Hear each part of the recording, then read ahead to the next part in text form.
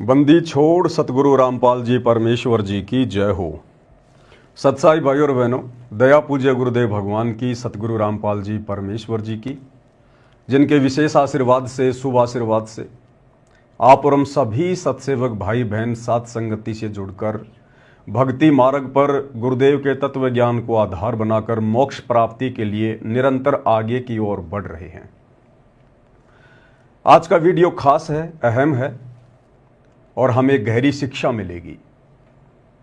हाल ही हरियाणा में परशुराम जयंती मनाई गई, रोहतक के पैरावर में। हरियाणा के मुख्यमंत्री नायब सिंह सैनी भी आए, समाज के अन्य गणमान्य व्यक्ति भी आए। साथ में बेवजह बिन बुलाए मेहमानों की तरह परम पूज्य परमेश्वर सतगुरु रामपाल जी के भक्तों ने भी शामिल होना पड़ा। एक धोखे के तहत धोखा किया सतलोक आश्रम मैनेजमेंट हरियाणा ने, सतगुरु रामपाल जी के कलयुगी परिवार ने। परशुराम जयंती से ठीक एक दिन पहले रात्रि में अपने कोऑर्डिनेटर सिस्टम के माध्यम से भगत समाज को धोखा देकर सतलोक आश्रम धनाना में इकट्ठा किया गया कि आज गुरुदेव हिसार जेल से लाइव दर्शन देंगे 2 घंटे। सभी भगत भाई बहन ज्यादा से ज्यादा संख्या में आ जाओ। सच्चाई किसी को नहीं बताई। बेचारे भोले भाले भगत भाई बहन अपने गुरुदेव भगवान के दर्शनों की प्यासी आत्माएं दौड़ दौड़ कर चली आई और रात्रि में उन्होंने देखा कि हरियाणा रोडवेज की बसें इतनी ज्यादा संख्या में आश्रम में क्यों आ रही हैं। 2 नहीं, 4 नहीं, 10 नहीं, 500 से ज्यादा बसें रात्रि में हरियाणा रोडवेज की आ गई। संगत में खुसर पुसर शुरू हो गई। पता चला कि कल परशुराम जयंती है और हम भक्तों को आश्रम मैनेजमेंट के द्वारा परशुराम जयंती में भेजा जाएगा राजनीतिक रैली को सफल बनाने के लिए। भाई और बहनों, इस विषय पर हम चर्चा करेंगे। ये छोटी मोटी घटना नहीं है। आम जनता के लिए तो परशुराम जयंती मनाना एक साधारण सी घटना है, हर साल वो लोग मनाते हैं। परंतु सतगुरु रामपाल जी के भक्तों का कई हजारों की संख्या में उस रैली में जाना एक बहुत बड़ा विषय है। इस विषय पर हम चर्चा करेंगे। उससे पहले परम पूज्य परमेश्वर सतगुरु रामपाल जी भगवान का जयकारा लगाएंगे, क्योंकि गुरुदेव भगवान के आशीर्वाद के बिना कोई भी सत्संग, कोई भी साध संगति सफल नहीं हो सकती। बंदी छोड़ सतगुरु रामपाल जी परमेश्वर जी की जय हो। परम पिता परमात्मा, सारी सृष्टि के रचनहार, कुल मालिक, असंख्य ब्रह्मांडों के स्वामी, जगत गुरु, तीनों लोकों में प्रवेश करके सबका भरण पोषण करने वाले राजा धीराज, आत्माधार, नाथों के नाथ, देवों के देव, महादेव, सर्वेश्वर, महेश्वर, मृत्युंजय, अजरो अमर, आदि अनादि सनातनी प्रभु, जगत पिता जगदीश्वर, श्री श्री 1008 की उपाधि के वास्तविक अधिकारी, अकाल मूरत शब्द स्वरूपी राम वासुदेव, सर्वगतम ब्रह्म, परम पूज्य, प्रथम पूज्य, परम संत, परम पुरुष, परम धनी, परम दयालु, सत्य कबीर, हक्का कबीर, अल्लाहु कबीर, अल्लाहु अकबर, बाखबर, अल्लाह ताला, जगत के तारणहार, जगत के मुक्तिदाता, जगत के जगन्नाथ, हारे के सहारे, हिंदुओं के राम, मुसलमानों के अल्लाह, सिखों के वाहिगुरु, ईसाइयों के मसीह, दया के सागर दयानिधि, करुणा के सागर करुणानिधि, स्वयंभू परिभू, संकट मोचन, कष्ट हरण, मंगल करण, दुख भंजन, अविगत कबीर, निर्विकार निर्विषम परमात्मा, अलय अलेख सतगुरु, आदि अनादि सतगुरु, असली मर्यादा पुरुषोत्तम, असली राम, असली कृष्ण, असली घनश्याम, असली मुरारी, राजाओं के राजा, महाराजाओं के महाराजा, शहंशाहों के शहंशाह, सम्राटों के सम्राट, भगवानों के भगवान, अल्लाहों के अल्लाह, प्रभुओं के प्रभु, मसीहाओं के मसीह, सच्चे वाहिगुरु, बाबाओं के बाबा, पीरों के पीर, सेठों के सेठ, जगत सेठ, सावड़सा सेठ, सर्वगुण संपन्न, अनंत कोटि कलाओं के स्वामी, अनंत कोटि ब्रह्मांडों के नायक, योगियों में महायोगी, ध्यानियों में महाध्यानी, सिद्धों में परम सिद्ध, ज्ञानियों में तत्व ज्ञानी, ब्रह्म ज्ञानी, महाज्ञानी, परम ज्ञानी, सर्वश्रेष्ठ ज्ञानी, विज्ञानी, युवा कबीर, समृत कबीर, असमवात, अमित ओजा, सच्चे रहनुमा, करीम अल्लाह, सुभान अल्लाह, दुनिया के अंतिम पैगंबर, 8 सितंबर 1951 से गांव धनाना, जिला सोनीपत, हरियाणा, भारतवर्ष की पावन भूमि पे प्रकट रियल कल्कि भगवान श्री नारायण साकार हरि, श्री बाबा साहेब, नूर अनंत परमात्मा, सच्चे बाखबर, सच्चे दरवेश, संत शिरोमणि सतगुरु रामपाल जी परमेश्वर जी के चरण कमल में साध संगति से जुड़े हुए देश विदेश से आप और हम सभी सत्सेवक भाई बहनों का अनंत कोटि दंडवत प्रणाम। भाई और बहनों, वैसे तो राजनीतिक रैलियां हरियाणा हो चाहे राजस्थान हो आए दिन होती रहती हैं और सतगुरु रामपाल जी परमेश्वर जी के भक्तों को इन राजनीतिक रैलियों से और राजनेताओं से कोई लेना देना नहीं होता है। आपने आज से पहले हमारे इस तरह की वीडियो नहीं देखे होंगे, क्योंकि हमें गंदी राजनीति से कोई मतलब नहीं होता है। हम एक आध्यात्मिक संस्था सत्य कबीर पंथ से जुड़े हुए हैं, साध संगति से जुड़े हुए हैं। हमारा मकसद अपनी आत्मा का आत्म कल्याण करवाना है, सांसारिक व्यवस्थाओं से हटकर अपने गुरुजी के वचन को फॉलो करके अपने जीवन को सफल बनाना होता है। परंतु परशुराम जयंती पर जो राजनीति हुई है, हमें उससे भी कोई लेना देना नहीं है। परंतु यदि जबरदस्ती हमारे गुरुदेव भगवान को उस राजनीति में घसीटा जाएगा, जिस सतगुरु का राजनीति से और राजनेताओं से सदा 36 का आंकड़ा रहा है। सन 1994 से सतगुरु रामपाल जी परमेश्वर जी ने आध्यात्मिक प्रवचन करने शुरू किए हैं। आप उनका एक गांव के सरपंच के साथ भी कोई फोटो नहीं दिखा सकते। आप उनका एक छोटा सा राजनीतिक स्टेटमेंट किसी भी राजनेता के साथ में नहीं दिखा सकते। परंतु 2014 बरवाला कांड के बाद सतगुरु रामपाल जी के कलयुगी परिवार ने, उनके बेटा बेटी भाई बंधु रिश्तेदारों ने अपने राजनीतिक स्वार्थों के चलते अपनी भक्ति का भी सत्यानाश किया है और लाखों की संगत जो अंधी होकर उन लोगों के पीछे चल पड़ी है, उनकी भक्ति और मर्यादाओं का भी सत्यानाश हो रहा है। तो अगर राजनीति में नाम आएगा हमारे गुरुदेव भगवान का, यदि राजनीति से जोड़कर हमारे गुरुदेव को बदनाम करने की साजिश की जाएगी, कोशिश की जाएगी, वो साजिश करता चाहे उनके परिवार वाले हों या संगत का कोई आम व्यक्ति हो या समाज का कोई भी व्यक्ति हो, तो वहां हमें बोलना पड़ेगा। यदि बात आती है अपने राजनीतिक स्वार्थों के चलते भगत समाज की मर्यादाएं तुड़वाने की, तो वहां हमें बोलना पड़ेगा। भाई और बहनों, इस घटना से आप और हमें एक बहुत गहरी शिक्षा मिलेगी, बहुत गहरी शिक्षा। गुरुदेव भगवान ने दास को प्रेरणा की तो दास लाइव आया। क्या शिक्षा है आप सबके सामने। काल हमें किस प्रकार से धोखा देगा त्रिकुटी पर। ये वर्तमान जो हमारा समय है, ये रिहर्सल हो रही है। हम इस रिहर्सल में सफल हो पाते हैं या असफल होते हैं, ये तो आप और हमारे बुद्धि और ज्ञान विवेक के ऊपर निर्भर करेगा। गुरुदेव ने तो सत्संग रूपी खीर खिलाने में कोई कसर नहीं छोड़ी, परंतु भगत समाज गुरुदेव के उस अमृत ज्ञान को अपने अंदर समा नहीं पाया और आज काल के जाल में फंसता जा रहा है, अपने ही भगत भाई बहनों के माध्यम से अंधविश्वास करके। जबकि ये अंधविश्वास, ये ब्लाइंड फेथ भक्ति मार्ग पर केवल अपने गुरुदेव भगवान पर करना होता है, उनके प्रवचनों पर करना होता है। किसी भगत के मनमाने आचरण पर ब्लाइंड फेथ नहीं करना होता है। तो काल हमें किस प्रकार से ठगेगा, क्योंकि ये दुनिया तो भाई और बहनों सांसारिक व्यवस्था में जी रही है। दुनिया अपने आप को बहुत ज़्यादा सियाना समझती है, परंतु ये दुनिया तो बहुत पीछे बाबा आदम के ज़माने में जी रही है। दुनिया केवल इन्हीं चीज़ों को सब कुछ मानती है कि विज्ञान ने ये कर दिया, विज्ञान ने वो कर दिया, मेरे घर में ये सुख हो गए, ये ठाट बाट हो गए, मैं नौकरी लग गया, मैंने बड़ी कोठी बना ली, बड़ी कार ले ली, इतने मेरे प्लाट हैं, मेरा फार्म हाउस है। दुनिया केवल बस इन्हीं चीज़ों में उलझी हुई है और ये सारी की सारी चीज़ें हैं काल की, काल व्यवस्था। आप और हम भाई बहनों को परमेश्वर ने तत्व ज्ञान देकर, आध्यात्मिक ज्ञान देकर काल की इन झूठी व्यवस्थाओं से, झूठे सुखों से कैसे बाहर निकला जाए, कैसे आने वाले समय में 84 लाख योनियों में उठाने वाले कष्टों से बचा जाए और कैसे अपने इस जन्म को भी सफल बनाया जाए।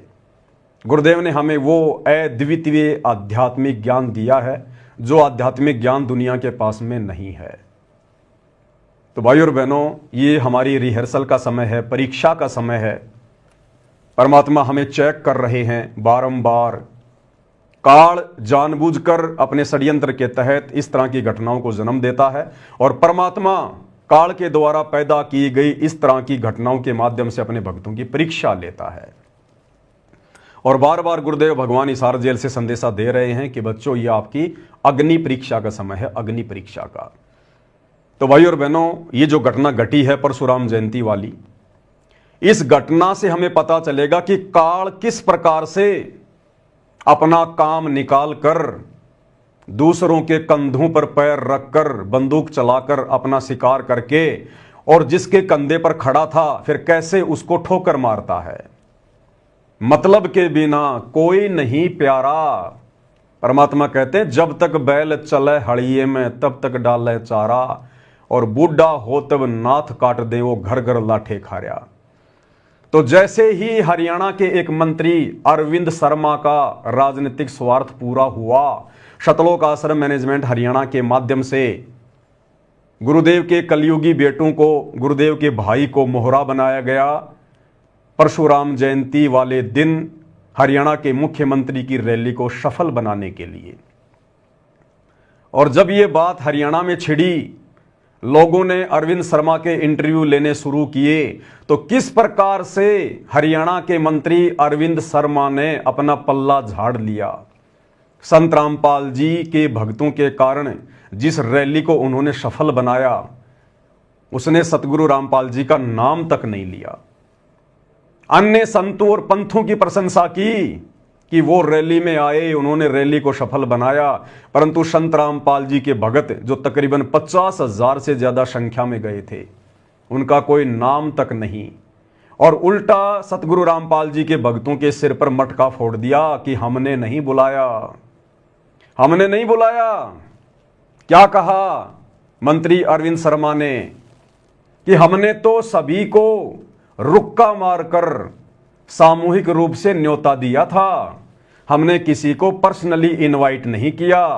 और परशुराम जयंती में वो लोग आए हैं जिन लोगों की परशुराम में आस्था थी, जो लोग परशुराम को अपना भगवान मानते हैं, हमने किसी को नहीं बुलाया। जबकि ये जग जाहिर है, सतलोक आश्रम मैनेजमेंट हरियाणा को भी पता है, भक्तों को भी पता है कि सतलोक आश्रम धनाना में 500 से ज्यादा बसें उसी मंत्री अरविंद शर्मा ने भेजी थी। अगर उन्हें कोई मतलब ना होता, अगर स्पेशल ना बुलाया होता, तो 500 बसें सतलोक आश्रम धनाना में हरियाणा रोडवेज की क्यों भेजी गई। लेकिन भाइयों और बहनों, काल इसी प्रकार से ठगता है। एक बहुत गहरी शिक्षा है ये। हम सत्सेवक भाई बहनों ने बहुत गहरी शिक्षा लेनी है कि हम निकट भविष्य में इस प्रकार की गलतियां ना करें, जो गलतियां दिन प्रतिदिन करके सतलोक आश्रम से जुड़े हुए भाई बहन करते जा रहे हैं और अपनी भक्ति का सत्यानाश करवा रहे हैं। तो जब मंत्री अरविंद शर्मा का इंटरव्यू लिया एक यूट्यूबर ने, तो किस प्रकार से उन्होंने जवाब दिया और अपना पल्ला झाड़ लिया कि भैया हमने किसी को नहीं बुलाया, हमने रामपाल जी के भक्तों को नहीं बुलाया, हमने तो सबको रुक्का मार के सामूहिक रूप से न्योता दिया था। और भैया इस रैली में तो वो आए हैं जिनकी आस्था परशुराम में थी। फोड़ दिया मटका भक्तों के सिर के ऊपर कि जिनकी आस्था भगवान परशुराम में थी वो आए हैं, हमने किसी को पीले चावल नहीं भेजे थे। सुनिएगा भाइयों और बहनों, साथ साथ विश्लेषण करते जाएंगे। क्या क्या कुछ कहा। अपने बयानों को लेकर अक्सर चर्चा में रहने वाले cabinet minister doctor Arvind Sharma, पिछले दिनों परशुराम जयंती मनाई गई, कई विवाद उस पर भी उठे। डॉक्टर साहब हमारे साथ हैं, क्या विवाद थे, कैसा समारोह रहा? डॉक्टर साहब सबसे पहले तो आपका स्वागत है। बहुत बहुत धन्यवाद। राम राम, नमस्कार। पूरे प्रदेश भर से समाज के लोग आए थे परशुराम जयंती में, कुछ विवाद भी हुए थे कि पता नहीं किस किस को बुला लिया गया। कैसा है, पूरे प्रदेश भर में समाज के साथ, विप्र समाज के साथ 36 बिरादरी ने हिस्सा लिया, सभी ने हिस्सा लिया। और हमारा सबके साथ नौता किसके साथ है? नौता था कि भाई भगवान परशुराम, देखो आप अगर मुझे अपने घर बुलाओगे, अगर मेरा आपका मेल खाता है तो मैं घर जाऊंगा, नहीं मेल खाता तो मैं नहीं जाऊंगा। तो जो भगवान परशुराम में आस्था रखते थे, जो भी उनको मानते थे, उनकी विचारधारा से सहमत थे, उनमें आस्था रखते थे, उनको देशभक्त मानते थे, वो सारे के सारे आए। तो क्या कहा मंत्री जी ने? जब पूछा गया कि बहुत सारे लोगों को बुलाया गया, तो मंत्री जी ने अपना पल्ला झाड़ लिया कि हमने किसी को पीले चावल नहीं भेजे, हमने किसी को स्पेशल नहीं बुलाया, हमने तो सार्वजनिक तौर पर रुक्का मार के कहा था, और इस रैली में वो आए हैं जो हमारी विचारधारा से मेल खाते हैं। साफ साफ कह रहे हैं मंत्री जी कि अगर मुझे कोई बुलाएगा तो जाहिर सी बात है, यदि उसके और मेरे विचार मेल खा रहे हैं तो मैं जाऊंगा, अन्यथा नहीं जाऊंगा मैं। तो संत रामपाल जी के भक्तों के राजनेताओं से विचार मेल खाए तो वो आए रैली में धक्के खाने के लिए।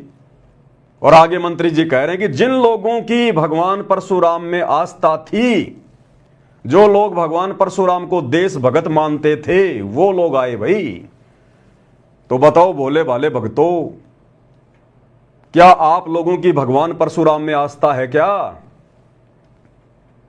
अरे हम भक्तों की आस्था तो एकमात्र हमारे इष्ट देव सतगुरु रामपाल जी भगवान में है, केवल गुरुदेव परमात्मा में है। इसके अलावा यदि हमारी जरा भी आस्था श्रद्धा किसी अन्य में हो गई, देव महादेव में, सारी भक्ति का सत्यानाश हो जाएगा। तो मंत्री जी ने साफ साफ अपना पल्ला झाड़ लिया। ये काल इसी प्रकार से ठगता है, क्योंकि राजनीति काल व्यवस्था है।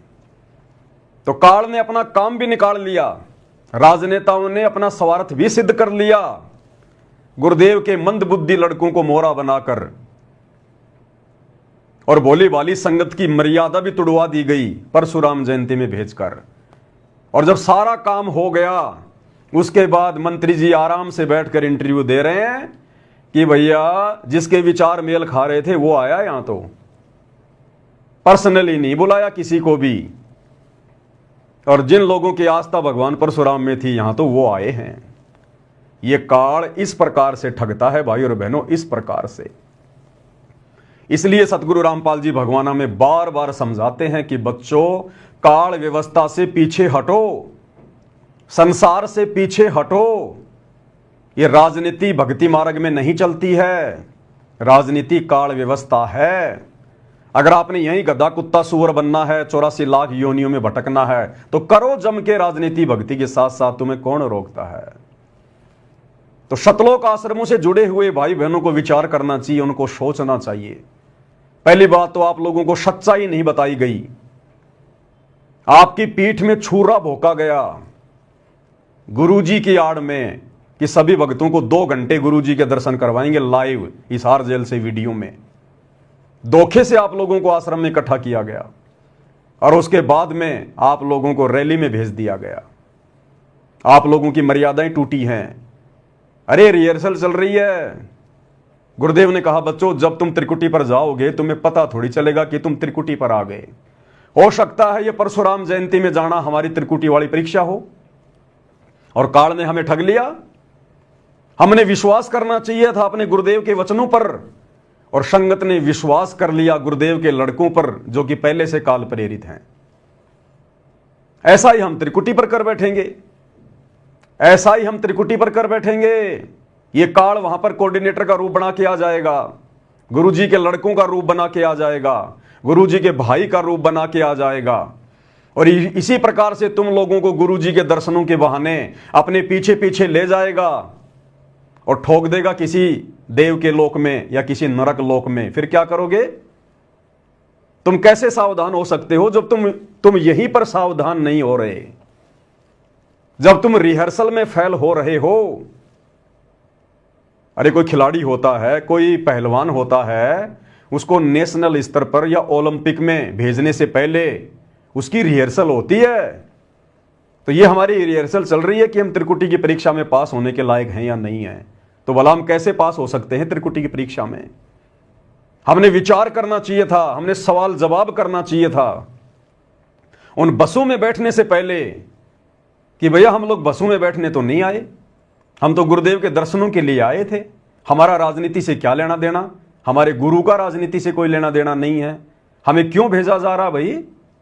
किसी ने कोई सवाल जवाब नहीं किया। इसका मतलब सब के सब भेड़ चाल में अंध भक्ति हो रही है, शतलोक आश्रमों में अंध भक्ति। और इसी बात की परीक्षा लेने के लिए और इसी प्रकार के उन कच्चे भक्तों को छांटने के लिए इस परमात्मा ने 2014 बरवाला कांड के माध्यम से अपने भक्तों की परीक्षा लेनी शुरू की। आज हिसार जेल में बैठकर वो परम शक्ति यही तो देख रही है कि मेरे कितने हैं और काल के कितने हैं। जो काल व्यवस्था में सड़ेंगे, जो गुरु के ज्ञान को आधार बनाकर आगे नहीं बढ़ेंगे, वो काल के हैं, और जो गुरु के ज्ञान को आधार बनाकर भक्ति मार्ग पर चलेंगे उनको काल डगमग नहीं कर सकता। ये हमारी परीक्षा थी, ये भक्तों की रिहर्सल थी, जिसमें शतलोक आश्रमों से जुड़े हुए सभी भगत पूर्णतया फैल साबित हुए। फैल। आगे क्या कुछ कहा मंत्री जी ने, जब पूछा गया संत रामपाल जी के भक्तों का नाम लेकर, संत रामपाल जी का नाम लेकर, कि इस रैली में तो बाबा रामपाल के भगत भी आए थे, आप उसके बारे में क्या कहेंगे? तो मंत्री जी क्या कह रहे हैं, जिन बाबा रामपाल के मंदबुद्धि भक्तों ने इस रैली को सफल बनाया भीड़ के रूप में, उनका कोई नामो निशान तक नहीं, संत रामपाल जी की कोई प्रशंसा नहीं। अन्यथा मंत्री जी को तो धन्यवाद करना चाहिए था कि बाबा रामपाल का हम बारंबार धन्यवाद करते हैं, जो उन्होंने 500 बसों में अपने भक्तों को बैठाकर हमारी रैली को सफल बनाया। पूरा हरियाणा प्रदेश जानता है। उसके बावजूद भी मंत्री जी ने सतगुरु रामपाल जी का नाम तक नहीं लिया, क्योंकि जब काल का स्वार्थ सिद्ध हो जाता है तो फिर वो यही करता है। अरे गुरुदेव ने हमें सृष्टि रचना में बताया कि जब काल का और परमात्मा का जोगजीत रूप में आमना सामना हुआ तो काल ने बहुत सारे वचन भरवा लिए, और जब सारे वचन परमात्मा ने दे दिए, तथास्तु तथास्तु, अंत में काल खिलखिलाकर हंसने लगा कि जाओ जोग जीत संसारा, जीवन माना कहा तुम्हारा। अर्थात जैसे ही इस काल का स्वार्थ सिद्ध होता है फिर ये किसी का सगा नहीं है। तो मंत्री जी का स्वार्थ सिद्ध हो गया। अब मंत्री जी इंटरव्यू में बाबा रामपाल जी का नाम तक लेने से शर्मा रहे हैं। नाम तक लेने से राधा स्वामी का नाम ले दिया, धूणी दास के भक्तों का नाम ले दिया, अन्य कबीर पंथियों का नाम ले दिया, छुडानी धाम का नाम ले दिया कि वहां से भी भगत आए, परंतु सतगुरु रामपाल जी का और उनके भक्तों का रिंचक भी नाम नहीं लिया गया, जबकि सबसे ज्यादा संख्या में बाबा रामपाल के ही मंदबुद्धि भगत उस रैली में गए थे। क्या कुछ कह रहे हैं मंत्री जी, आगे ध्यान से सुनिएगा।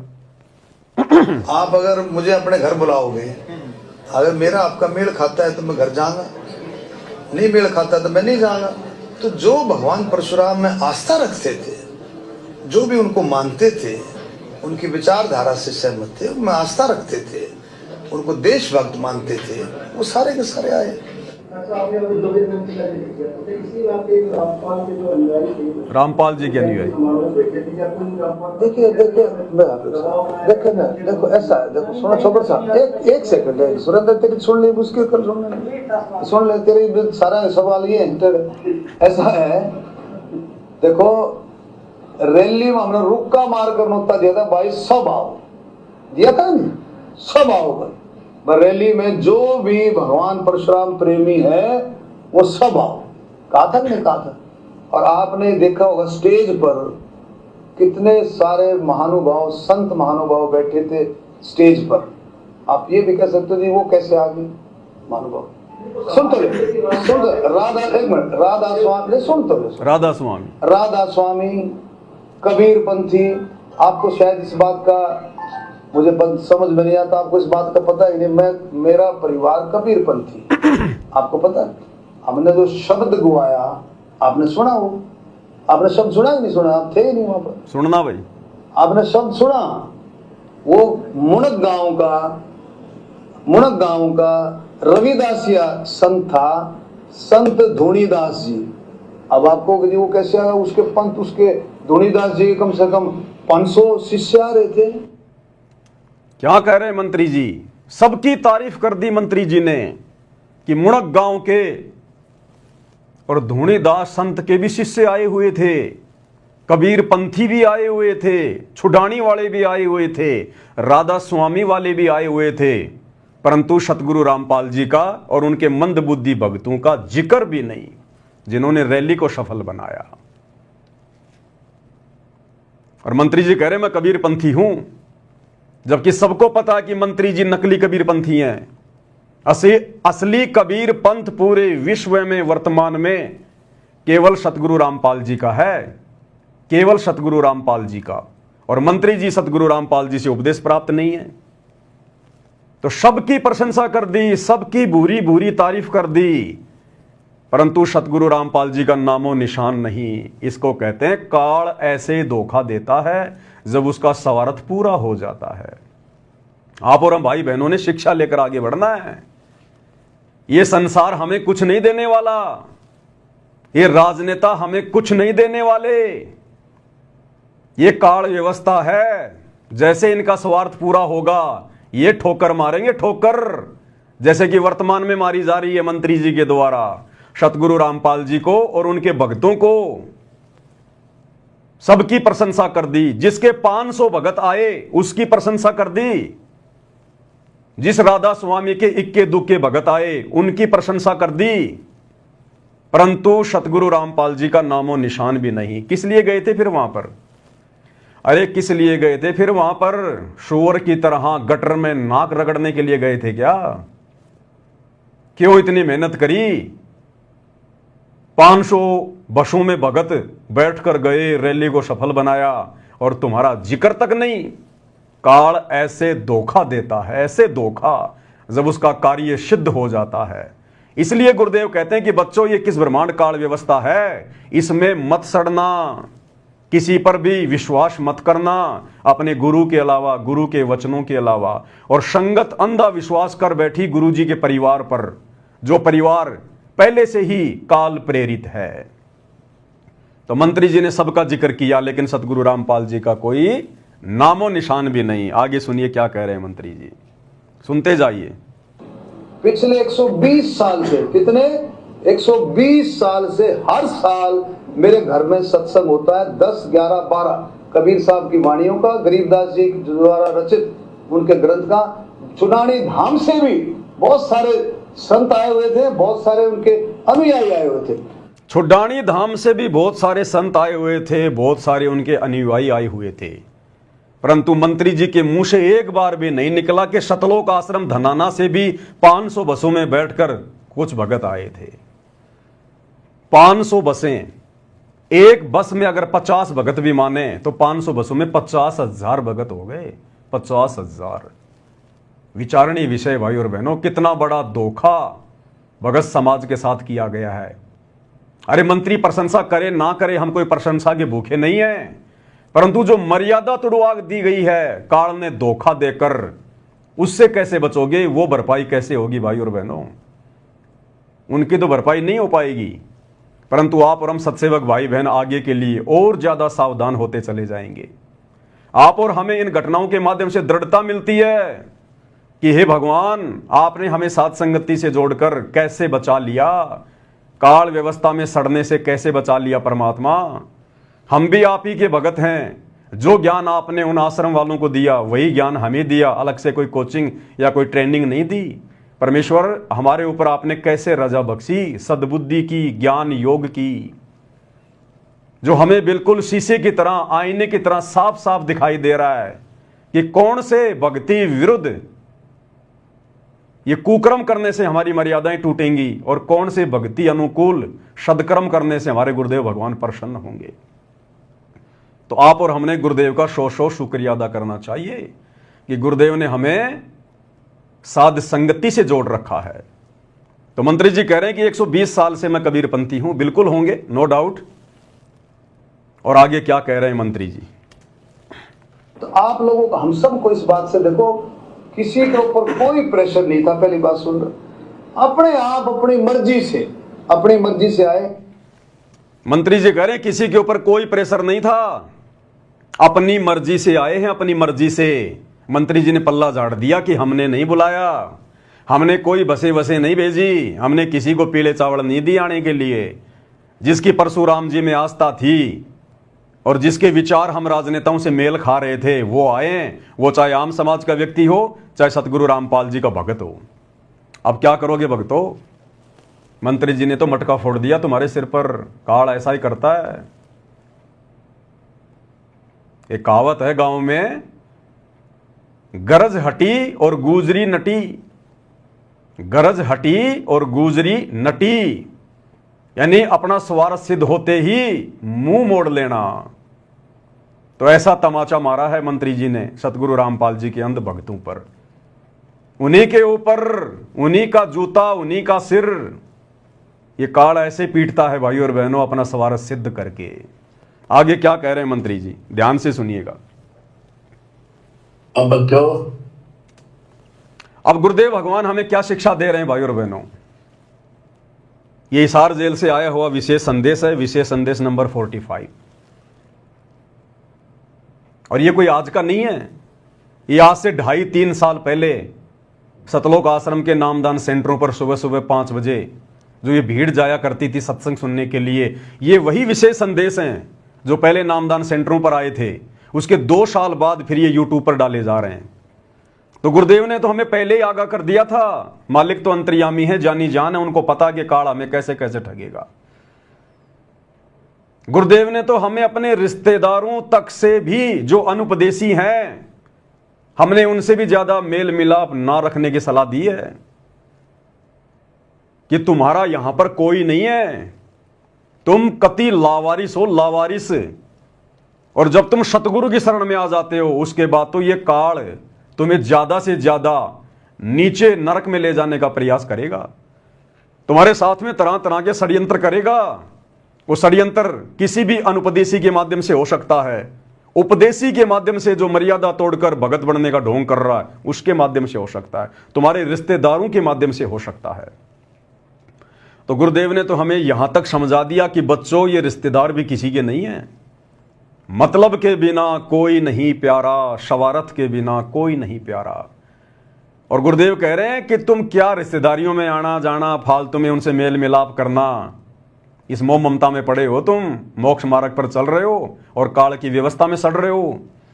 गुरुदेव कह रहे हैं तुम किसी रिश्तेदार से 20,000 रुपये उधार ले लो और उसको समय पे मत दो, अगली बार तुम्हें चाय की भी नहीं पूछेगा, चाय की भी।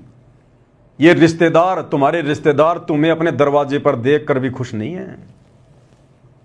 गुरुदेव के कहने का मतलब है कि बच्चों प्यार प्रेम से तो रहो, सबको मीठा बोलो, लेकिन पहले की तरह काल व्यवस्था से बाहर निकलो, इतना अंदर मत घुसो। काल के अंदर जो अनुपदेशी है वो काल है। और यहां सरेआम राजनेताओं के अंदर घुसा जा रहा है, राजनेताओं की रैलियों में घुसा जा रहा है। आंखें बंद करके तो कैसे भक्ति सफल कर पाएंगे हम, कैसे हम सतलोक जा पाएंगे। काल तो हमें यही ठग रहा है धरती पर। अभी तो त्रिकुटी शेष है, त्रिकुटी के बाद में उसका झांझड़ी दीप आएगा। जब जाएंगे हम उसके वहां पर, जब उसके सिर पर पैर रखने का समय आएगा तो वो कैसे सर नीचा करेगा। हम तो यहीं पर ठगे जा रहे हैं उसके द्वारा, वो बाहर कैसे निकलने देगा हमें। और जबरदस्ती गुरुदेव भगवान करेंगे नहीं। तो गुरुदेव हमें एक छोटे से सत्संग के माध्यम से, ये 2 मिनट का सत्संग है, गुरुदेव ने तो हमें अपने अनुपदेशी यार दोस्त मित्र रिश्तेदारों से भी दूरी बनाकर अपनी भक्ति सफल करने की शिक्षा दी है। और आप लोग क्या कर रहे हो, वो राजनेता ना तुम्हारे कोई यार दोस्त रिश्तेदार, और फिर भी तुम अंधे होकर उनकी रैलियों में भीड़ के रूप में जा रहे हो। ठीक है, धोखा हो गया तुम्हारे साथ में, तुम्हारे ही भगत भाई बहनों ने धोखा कर दिया, गुरुदेव के बेटा बेटियों ने धोखा कर दिया, आश्रम मैनेजमेंट ने धोखा कर दिया। लेकिन कम से कम अब तो आंखें खोलो, अब तो इन लोगों से दूरी बनाओ, अब तो कम से कम ज्ञान को आधार बनाओ। अब तो उन आश्रमों में जाना छोड़ो, घर बैठकर भक्ति करो, ज्ञान को आधार बनाओ, मर्यादा निभाओ। जैसे हम सत्सेवक भाई बहन साथ संगति से जुड़कर पिछले 10-12 वर्षों से हम किसी आश्रम में नहीं गए, किसी नामदान सेंटर पर नहीं गए, और हमारा गुरु भगवान पल पल शब्द रूप में हमारे साथ में है, पल पल किसी का बाल भी बांका नहीं होने दे रहा, बाल भी बांका, और अपने बच्चों को ऐसे रख रहा है इस काल व्यवस्था में जैसे समुद्र के ऊपर नौका चलती है। तो अब तो कम से कम सवाल जवाब करो उन कोऑर्डिनेटरों से, नामदान संचालकों से, उन आश्रम संचालकों से, गुरुजी के बेटा बेटी से, कि नालायकों क्यों हमारी मर्यादा तुड़वाई। तुम भगत होकर अगर गुरु की आड़ में धोखा कर रहे हो तो हम किससे उम्मीद करें, किसके ऊपर विश्वास करें फिर हम। अब तो कम से कम जागरूक हो जाओ। अब तो कम से कम उन आश्रमों में जाना छोड़ो। तो गुरुदेव क्या कह रहे हैं, हम कितना प्यार से समझा रहे हैं परमात्मा। अब अकल ठिकाना आई आपकी, और धन्य है आप, परमात्मा ने आपको शरण में लिया। असंग युगों से आपके पीछे पड़े थे दाता, आपको जैसे तैसे बचा बचू के भक्ति में प्रेरणा रख कर, आपकी आस्था बनाकर अब इस समय में आपको ले आए। अब ध्यान दो, मजाक ना समझो, हल्के में ना लो इन बातों को। गुरुदेव कह रहे हैं ध्यान दो, मजाक में ना लो, हल्के में ना लो इन बातों को। तो गुरुदेव भगवान के इस वचन की लाज तो केवल सत्सेवक भाई बहन रख रहे हैं, जो इस भक्ति मार्ग को हल्के में नहीं ले रहे, मजाक में नहीं ले रहे, संघर्ष कर रहे हैं मर्यादाओं के लिए, अपने आत्म कल्याण के लिए, भक्ति को सफल करने के लिए। और मजाक में कौन लोग ले रहे हैं? सतलोक आश्रम से जुड़े हुए भाई बहन, आश्रम मैनेजमेंट, गुरु का परिवार, ये लोग हल्के में ले रहे हैं, मजाक में ले रहे हैं। और ये मजाक कितना भयंकर परिणाम देगा आने वाले समय में। ये परमात्मा है निष्पक्ष परमात्मा, पक्षपात नहीं करेगा। आने वाला समय जो युग परिवर्तन का है, विनाशकारी समय जो शुरू हो चुका है, कई वर्षों तक चलेगा, उसमें कमर टूटेगी उन भक्तों की जो आज मजाक में ले रहे हैं, हल्के में ले रहे हैं। उस समय पता चलेगा मर्यादा में रहकर भक्ति करते हुए, संघर्ष करते हुए, भक्ति करने वालों के साथ में क्या, और ये राजनेताओं की रैलियों में भीड़ जमा करने वाले इनके साथ में क्या, उस समय पता चलेगा। फिर ये गुरुदेव भगवान अपनी तरफ से किसी प्रकार की कोई हेल्प नहीं करेगा। अगर तुम मर्यादा तोड़कर भक्ति करने वाले आश्रम से जुड़े हुए भाई बहनों की भी गुरु उस समय अगर रक्षा करेगा, मर्यादा करेगा, तो आने वाले समय में मर्यादाओं में रहकर कोई भक्ति करेगा ही नहीं, क्योंकि इतिहास तो साथ साथ बन रहा है ना। आज सतगुरु रामपाल जी की संगत में 2 पार्ट हो चुके हैं, सबको पता है, एक सात संगति और एक सतलोक आश्रम मैनेजमेंट। सात संगत वाले गुरु ज्ञान में रहकर, गुरु को भगवान मानकर और हर प्रकार से मर्यादाओं में रहकर अपनी भक्ति कर रहे हैं, संघर्ष कर रहे हैं। आश्रम वाले बिल्कुल काल व्यवस्था में सड़ रहे हैं, उनके लिए कोई मर्यादा नहीं है, ना वो गुरु को परमात्मा मानते। तो भैया ये इतिहास तो बन रहा है, तो आने वाले समय में फिर दुनिया कैसे अंतर देखेगी? अगर इन आश्रम वालों की भी अगर विनाशकालीन समय में अगर इसी प्रकार से मौज हुई, इनकी भी अगर रक्षा हुई, तो आने वाला समाज इस भक्ति को इतना सीरियस नहीं लेगा कि रे कुछ नहीं। ये देखो ना इतिहास, वो सत्सेवक थे, पागल थे, बावड़े थे, वो मंदबुद्धि थे, फालतू में गुरुजी की मर्यादाओं को सीरियस ले रहे थे, फालतू में समाज के साथ में संघर्ष कर रहे थे।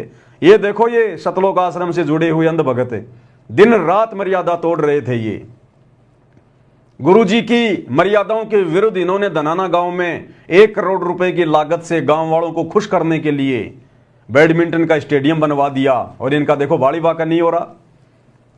सोनीपत के गोहाना में जाटों की धर्मशाला बनवाई इन्होंने, 5वां फ्लोर बनवा दिया 1 करोड़ रुपए में। भक्तों का ज्योति पाठ का पैसा वहां ठोक दिया गया, देखो इनका बाड़ी बाका नहीं हो रहा।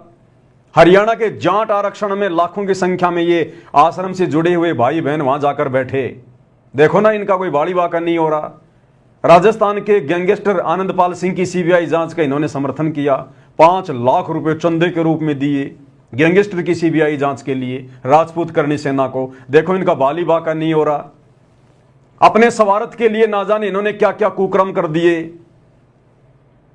अयोध्या में इन्होंने भंडारा लगा दिया आन उपासकों के लिए, देखो ना आज इनका बाली बाका नहीं हो रहा। तो आने वाले समय में इस भक्ति को कोई सीरियस नहीं लेगा, गुरु की मर्यादाओं को कोई सीरियस नहीं लेगा। इसलिए थोड़े समय बाद जब वो विनाशकारी समय शुरू होगा, उस समय पता चलेगा इन मंदबुद्धि सतलोक आश्रम से जुड़े हुए अंध भक्तों को कि मर्यादा तोड़कर भक्ति का ड्रामा करने की क्या सजा मिलती है। और गुरु की गैर हाजिरी में गुरु को परमात्मा मानकर, ज्ञान को आधार बनाकर, डरकर भक्ति करते हुए, संघर्ष करते हुए अपनी भक्ति को सफल बनाने का क्या परिणाम निकलता है, ये आने वाले समय में पता चलेगा। तो क्या कह रहे हैं गुरुदेव? ये तो कल फूक निकल जाएगी, परसों तुमने कौन पूछेगा, जिसके ऊपर सब कुछ निछार हुए बैठे।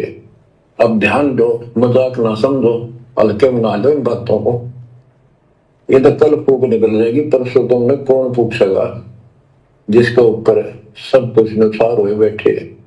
ये परिवार, ये संसार, ये लोग लाद रिश्तेदार, ये भी इतने साथ से रहेंगे आपका जब तक आपका ठीक ठाक गुजारा है। जिस दिन आप हैंड टू माउथ हो जाओगे, अपने द्वार पर देख कर राजी नहीं होंगे रिश्तेदार को, पड़ोसी भी। सुन लो, ये कथित यूनिवर्सल ट्रुथ है। क्या कहा गुरुदेव? जिस दिन आप हैंड टू माउथ हो जाओगे, अपने द्वार पर देख कर राजी नहीं होंगे रिश्तेदार को, पड़ोसी भी। ये कथित यूनिवर्सल ट्रुथ है। गुरुदेव कह रहे हैं जिस दिन तुम हैंड टू माउथ हो जाओगे, यानी अपने रिश्तेदारों के किसी मतलब के नहीं रहोगे, ये रिश्तेदार तुम्हें अपने घर के दरवाजे पर देखकर भी खुश नहीं होंगे जिनके ऊपर तुम चौड़े हुए बैठे हो। तो जब रिश्तेदार ऐसा कर सकते हैं, क्योंकि परमेश्वर कह रहे हैं साध वचन पलटे नहीं पलट जाए ब्रह्मांड, ये अंतर्यामी भगवान है और कह रहे हैं यूनिवर्सल ट्रूथ है, सार्वभौमिक सत्य है, ये झूठ रिंचक भी नहीं है। तो जब रिश्तेदार ऐसा कर सकते हैं, राम समाज में कर रहे हैं, हम देख रहे हैं ना, तो ये राजनेता हमारे लगते क्या हैं? गुरु का परिवार हम भक्तों का लगता क्या है? आज तुम इन आश्रमों में जा जाकर आर्थिक रूप से और शारीरिक रूप से इनका सहयोग कर रहे हो, इसलिए तुम्हें लड्डू जलेबी बर्फी खिला रहे हैं। तुम कल को सारे साथ संगति से जुड़ जाओ, ये तुम्हारा मुंह देखकर खुश नहीं है, मुंह देखकर भी। तो ये परमेश्वर कह रहे हैं कि जब तुम कल को हैंड टू माउथ हो जाओगे ना, ये तुम्हें अपने दरवाजे पर देखकर खुश नहीं होंगे।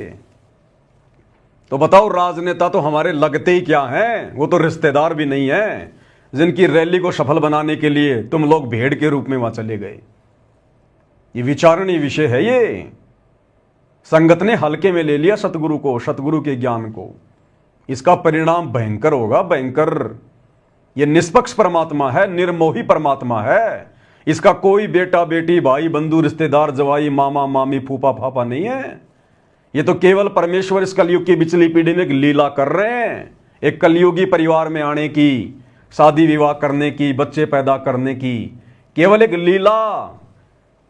अगर आपने गुरु को भगवान मान लिया तो वो शतलोक का राजा कबीर भगवान अपने शतलोक को छोड़कर इस गंदे लोक में बच्चे पैदा करने नहीं आता। वो तो ये निर्मोही परमात्मा है। आप रोज पढ़ते हो मंगलाचरण में, परम शक्ति संगीतम रिद्धि सिद्धि दाता सोही अविगत गुण अतीतम सत्य पुरुष निर्मोही। ये सत्य पुरुष है सतगुरु रामपाल जी। दुनिया नहीं जानती, नहीं पहचानती, लेकिन आप और हमें तो पता है। गुरु ने हमसे तो पहचान करवा दी अपनी कि गुरु कौन है, स्वयं कबीर भगवान है। तो कबीर भगवान पक्षपात करेगा क्या? वो निष्पक्ष निर्णय करेगा। जैसा संगत ने उनकी गैर हाजिरी में 2014 बरवाला कांड के बाद इस भक्ति मार्ग रूपी खेत में जैसा बीज बोया है, यानी जिस प्रकार से मर्यादा में रह के जिसने भक्ति की है या जिसने मर्यादाओं को हल्के में लेकर मर्यादा तोड़ते हुए भक्ति की है, गुरु को दुखी किया है, वो परिणाम, वो फल सबके सामने आएगा जिसने जैसा जैसा बीज बोया है। इसलिए गुरुदेव कह रहे हैं, सुनिएगा। अब जो आपका साथी, आपका पिता, आपके दुख सुख में घेर मरे, अब्राहिम सुल्तान आजम के ये लग गया था उसका बता, और समर्थ है क्या जरूरत थी? आप उसके हो, उसके बेटा बेटी हो, अब वो रह नहीं सकता, आपको दुखी देख नहीं सकता, तो मान नहीं रही। वो कहता अगर ये सारे मोहल्ले में एक बार सारे उठा के उल्टा ले जाऊं, नो पाना आग लगा दो इस पे, इस काल के लोग का। पर इतनी अकलता जब आओगे, जब लगातार ये सत्संग सुनोगे। तो क्या कह रहे हैं गुरुदेव भगवान? जो तुम्हारा है, तुम्हारा हितैषी है, तुम्हारा बाप है, उसकी तो तुम बातें नहीं सुन रहे। हमारा हितैषी, हमारा बाप कौन है? सतगुरु रामपाल जी। उनके तो हम बातें नहीं सुन रहे। गुरु ने कौन से सत्संग में आदेश दिया कि भक्तों ने गंदी राजनीति का हिस्सा बनना चाहिए? गुरु ने कौन से सत्संग में कहा कि किसी भी महापुरुष की जयंती में जाना चाहिए? अरे गुरु ने हमारे से अपने जन्मदिन मनवाने छुड़वा दिए, अपने बाप दादाओं के मरण दिन मनवाना छुड़वा दिए, और हम परशुराम की जयंती में जा रहे हैं। जिनसे हम भक्तों का कोई लेना देना नहीं है। हम गुरु की बात कहां मान रहे हैं? जो हमारा है उसके साथ तो हम मजाक कर रहे हैं, गुरु के वचनों को तो हम हल्के में ले रहे हैं। और जो हमारे नहीं हैं, ये राजनेता हमारे नहीं हैं, ये किसी के नहीं हैं, केवल अपने स्वार्थों के हैं। देखते नहीं बड़े बड़े राजनेता पार्टियां चेंज कर लेते हैं, पार्टियां। जब ये अपनी खुद की पार्टी के नहीं होते तो आप भगतों के क्या होंगे? तुम भगत तो उनके किसी मतलब के भी नहीं।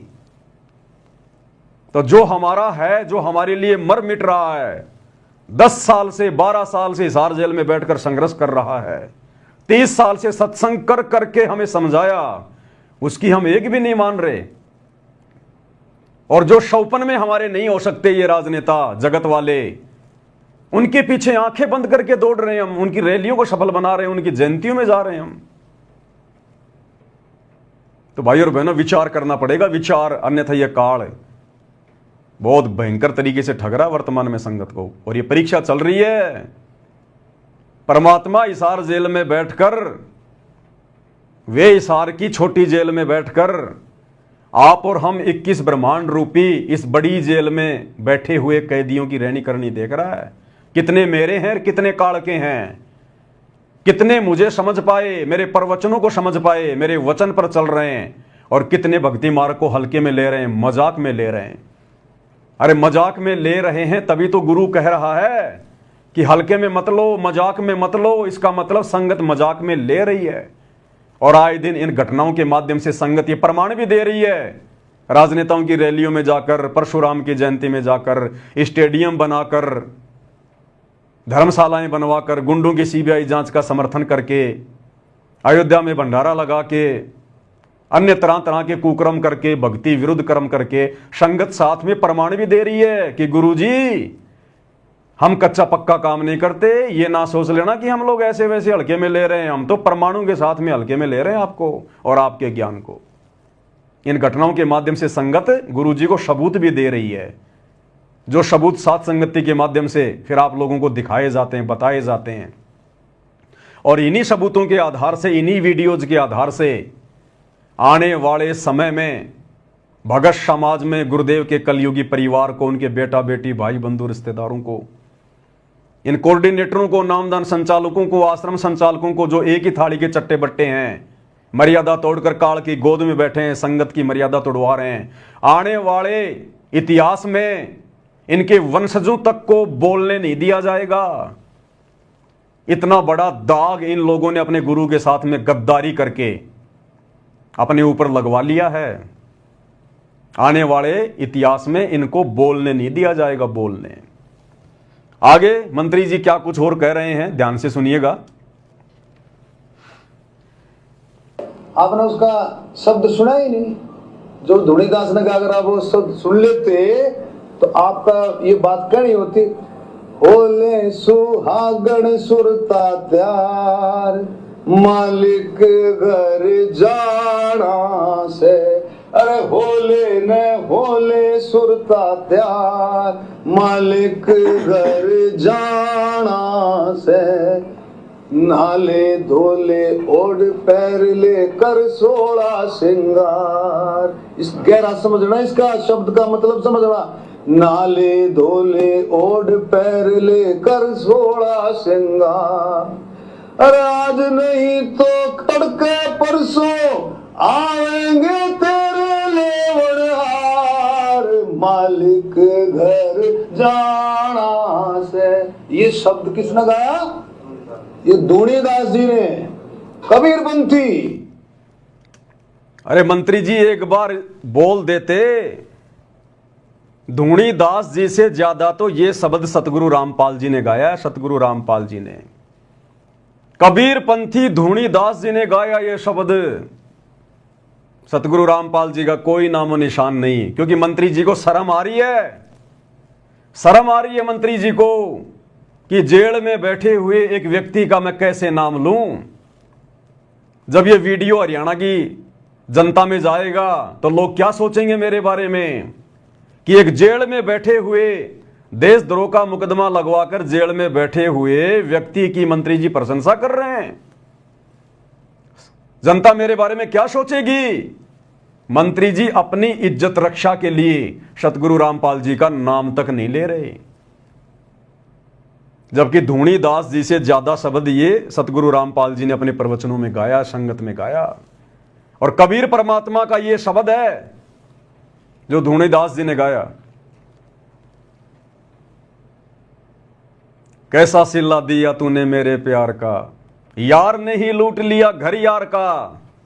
जैसे ही राजनेताओं का सवार सिद्ध हुआ, रैली समाप्त हुई, कोई नामो निशान नहीं संत रामपाल जी का, ना उनकी संगत का। और जाओ रैलियों में और कराओ अपने गुरु जी की बदनामी, तोड़ो अपनी मर्यादाएं जम के। गुरु यही देख रहा है बैठा बैठा कि ये काल इनको कितना नीचे गिरा सकता है, ये लोग मूर्खता की किस हद तक पराकाष्ठा पार कर सकते हैं। तो मंत्री जी कह रहे हैं कि आपने वो शब्द सुना ही नहीं जो धूणी दास जी ने गाया, कबीर पंथी ने। और मंत्री जी वो शब्द गा रहे हैं कि होले सुहागन सुनता त्यार मालिक घर जाना है, नाले धोले ओड पैरले कर सोड़ा श्रृंगार, आज नहीं तो तड़के परस्यों आवेंगे तेरे लणी हार, मालिक घर जाना है। और मंत्री जी कह रहे हैं इसकी गहराई को समझना, जबकि इस शब्द की गहराई का मंत्री जी को भी नहीं पता। अगर इस शब्द की गहराई का मंत्री जी को पता होता तो मंत्री पद को 2 मिनट में ठोकर मार देते, 2 मिनट में, और भक्ति मार्ग में आ जाते, यथार्थ कबीर पंथ में। अब मंत्री जी को भी इसका मतलब समझाएंगे और वीडियो देख रहे भाई बहनों को भी इसका मतलब समझाएंगे, जो शब्द सतगुरु रामपाल जी ने गाया भी और बखूबी समझाया भी। तो गुरुदेव के आशीर्वाद से ये पवित्र पुस्तक छपी है, सतगुरु शब्द महिमा संग्रह। इसमें लगभग गुरुदेव के ज़्यादातर शब्दों को संग्रहित किया गया है। तो गुरुदेव की महिमा करते हैं। मंत्री जी ने हमें एक मौका दे दिया, क्योंकि मंत्री जी तो सामने वाले को इस शब्द का अर्थ समझा नहीं पाए, लेकिन आप और हम सतगुरु रामपाल जी के भक्तों को जिस प्रकार से गुरुदेव ने समझाया है, हम समझाने का प्रयास करेंगे। बंदी छोड़ सतगुरु रामपाल जी परमेश्वर जी की जय हो। होले सुहागण सुरता त्यार मालिक घर जाना है तू तो, होले सुहागण सुरता त्यार मालिक घर जाना है तेरा, सुन शिखर भर तार मालिक घर जाना है तेरा, सुन शिखर भर तार मालिक घर जाना है। परमात्मा आत्मा को जगा रहे हैं, आत्मा को चेता रहे हैं कि हे प्यारी आत्मा, तुझे असंख्य जन्म हो गए इस काल की गंदी राजनीति में, गंदी व्यवस्था में सड़ते हुए। कितनी बार तू राजा बना, महाराजा बना, देव पद को प्राप्त हुआ, ब्रह्मा विष्णु महेश तक के पद भी तूने प्राप्त किए हैं। तू सुरग भी गया, महासुरग भी गया, उसके बाद इस काल ने तेरे को लक 84 में गधा कुत्ता सुअर भी बनाया। करोड़ों जन्म तेरे राजा के हुए, कोटि जन्म तू राजा की न मिटी न मन की आशा, भिक्षुक होकर दर दर घूम लिया, मिला न निर्गुण राशा। अर्थात ये आत्मा युगों युगों से हर प्रकार से दुखी हो चुकी है, भक्ति कर करके, तपस्याएं कर करके, हर प्रकार के यत्न किए परमात्मा प्राप्ति के लिए, लेकिन वो परमात्मा नहीं मिला। और जब वो परमात्मा आता है गुरु रूप में, सतगुरु रूप में, उस समय परमात्मा ज्ञान देता है, तत्व ज्ञान देता है, सृष्टि रचना बताता है, शास्त्रों का निष्कर्ष निकाल के बताता है। और उसके बाद गुरुदेव फिर उन आत्माओं को कहता है कि होले सुहागण सुरता त्यार, सुरता यानी आत्मा, कि इतने वचन सुनकर, इतने प्रवचन सुनकर, इतना ज्ञान लेकर, इस काल के दुखों से परिचित होकर, हे आत्मा अब तो तू तैयार हो जा उस मालिक के घर चलने के लिए, शतलोक चलने के लिए। तेरा भरतार, तेरा पति, आत्मा का पति परमेश्वर कबीर साहेब, जो वर्तमान में सतगुरु रामपाल जी के रूप में धरती पर प्रकट हैं, परमेश्वर कह रहे हैं तेरा पति गुरु रूप में भूमिका करते हैं परमात्मा अपने आप को छुपाते हुए, और कह रहे हैं तेरा पति, तेरा परमेश्वर शून्य शिखर में सबसे ऊपर टॉप मोस्ट पैलेस पर शतलोक में बैठा है वो कबीर परमात्मा सिंहासन पर। चल मेरे साथ में, वहां जी भर के उसके दर्शन करना, उसकी सेवा करना, अखंड सुख भोगना शतलोक में। वहां ना गधा बनना, ना कुत्ता बनना, ना सुअर बनना, ना कोई राजनेता बनना, ना कोई रैलियों की चिंता, कोई टेंशन नहीं वहां पर। तो आत्मा को जगा रहे हैं। होले सुहागण सुरता त्यार, मालिक घर जाना है तू तो। होले सुहागण सुरता त्यार, मालिक घर जाना है तेरा। सुन शिखर भर तार, मालिक घर जाना है। अब आगे जो लाइन मंत्री जी ने गा के सुनाई लेकिन अर्थ नहीं बताया। नाले धोले ओड पैर लेकर 16 श्रृंगार, नाले धोले ओड पैर लेकर 16 श्रृंगार। आज नहीं तो तड़के परस्यों आवेंगे तेरे लैणी यार, मालिक घर जाना है तू तो। होले सुहागण सुरता त्यार, मालिक घर जाना है तेरा। सुन शिखर भर तार, मालिक घर जाना है। क्या कह रहे हैं परमात्मा? नाले धोले ओड पैर ले। अब ये नहाना क्या है? गुरुदेव ने बताया, सत्संग रूपी सरोवर में नहा ले डुबकी लगा लगा के। सत्संग के प्रवचन सुनकर अपना सारा मैल साफ कर ले। नाले धोले, धोले यानी अपनी आत्मा के उन मैल को साफ कर ले। अपने पाप कर्मों को सच्चे सतगुरु से नाम लेकर उन सारे पाप कर्मों को साफ कर ले।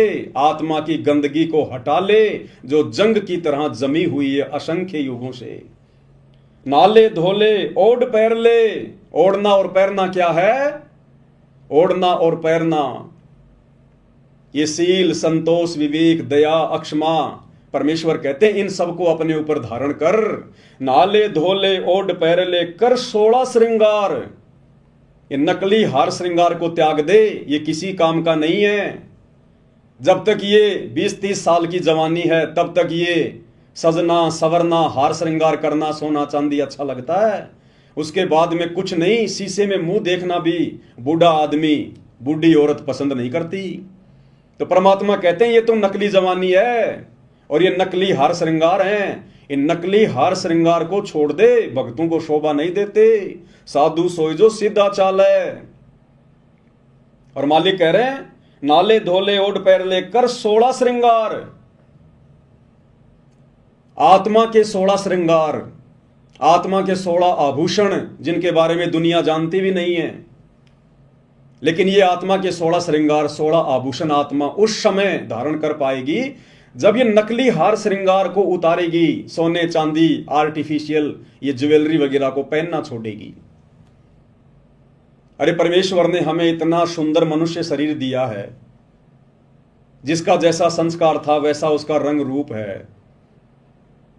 परमेश्वर ने कोई कमी बना के हमें मां के गर्भ से बाहर भेजा है क्या? जो हम गहने वाने पहन के, बिंदी सिंदूर लगा के, मेकअप माकअप करके हम और ज्यादा सुंदर दिखने की चाहत में घूमते रहते हैं। क्या भगवान ने मां के पेट में हमारे को बनाते समय, इस चोले को बनाते समय कोई कमी छोड़ दी क्या? क्या हम भगवान से भी ज्यादा समझदार हैं क्या? अगर नाक में ये नथ पहनने से और गले में हार पहनने से, माथे पर बिंदी लगाने से, सिंदूर लगाने से, कान में यदि सोने चांदी के वो कुंडल पहनने से अगर ज्यादा सुंदर लगते हैं तो वो भगवान मां के गर्भ में एक एक छेद निकाल के भेज देता। वो परमात्मा तो सोने चांदी के आभूषण भी लगा के भेज देता मां के गर्भ से। महाभारत के युद्ध में आपने उपकरण को तो देखा होगा, सोने का कवच था उसका, सोने का कवच पैदाइशी सोने के कुंडल थे उसके, पैदाइशी। क्या परमात्मा आप और हमारे लगा के नहीं भेज सकता था? लेकिन हम बिना ज्ञान के, बिना आध्यात्मिक ज्ञान के, परमात्मा के द्वारा जो रचना की गई है स्त्री या पुरुष की मां के गर्भ में, हम उसमें छेड़खानी करते हैं। नाक में छेद निकलवा लिया, कान में निकलवा लिया, तरह तरह के आभूषण धारण कर लिए। ये परमेश्वर की बेइज्जती करना है कि आपको ढंग से मूर्ति बनानी नहीं आई मां के गर्भ में, आपने सुंदर बना के नहीं भेजा। सुंदर तो अब लगेंगे हम ये काल के नकली आभूषण पहन के।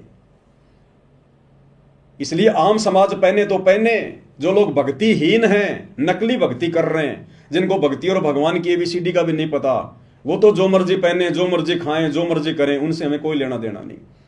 लेकिन जब ये आत्मा सतगुरु की शरण में आ जाती है, जैसे आज धरती पर एकमात्र सतगुरु रामपाल जी, इनकी शरण में आने के बाद फिर हमने नकली आभूषणों को त्यागना पड़ेगा।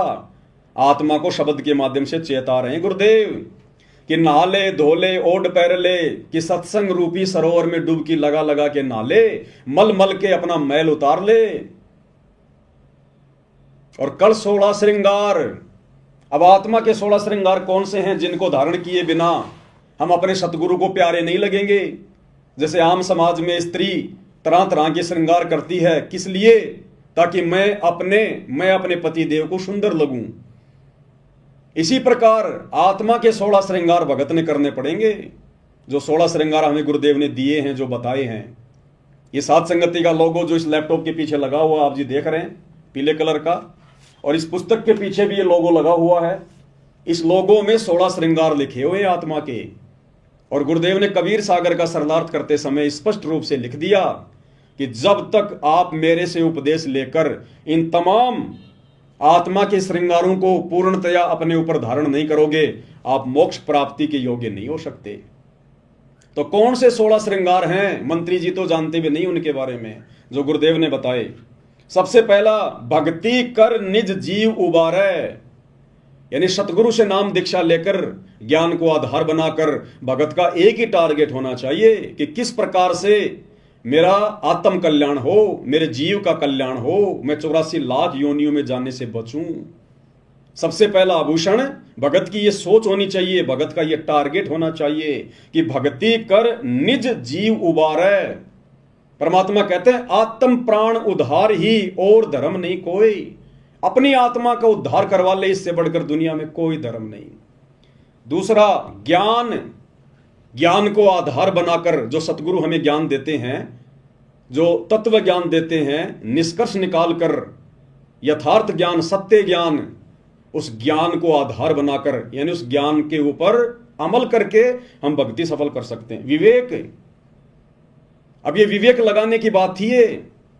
जब भगत समाज को आश्रम में बुलाया गया और उसके बाद जब 500 बसें आई, उन बसों में उनको बैठकर रोहतक के पैरावर में परशुराम जयंती में जाने के लिए कहा गया, तो उस समय भक्तों ने अपना विवेक लगाना चाहिए था कि भाई हम तो गुरु जी के दर्शनों के लिए आए थे, हमें वहां पर क्यों भेजा जा रहा है, हमारा क्या लेना देना मंत्री जी की रैलियों से। हम इतनी दूर से चलकर यहां पर मंत्री जी की रैली को सफल बनाने आए हैं क्या? परशुराम जी की जयंती से हमें क्या लेना देना, हमारे क्या लगे परशुराम जी, जिन लोगों के लगे वो अपना मनाए। जब दुनिया वाले हमारे गुरु जी का प्रकट दिवस मनाने के लिए आश्रम में नहीं आ रहे, तो हम परशुराम जी की जयंती मनाने क्यों जाएं भाई? तो यहां पर भक्तों ने विवेक का इस्तेमाल करना चाहिए था, लेकिन नहीं किया। चौथा, सत्य, भगत को हमेशा सत्य भाषण करना चाहिए।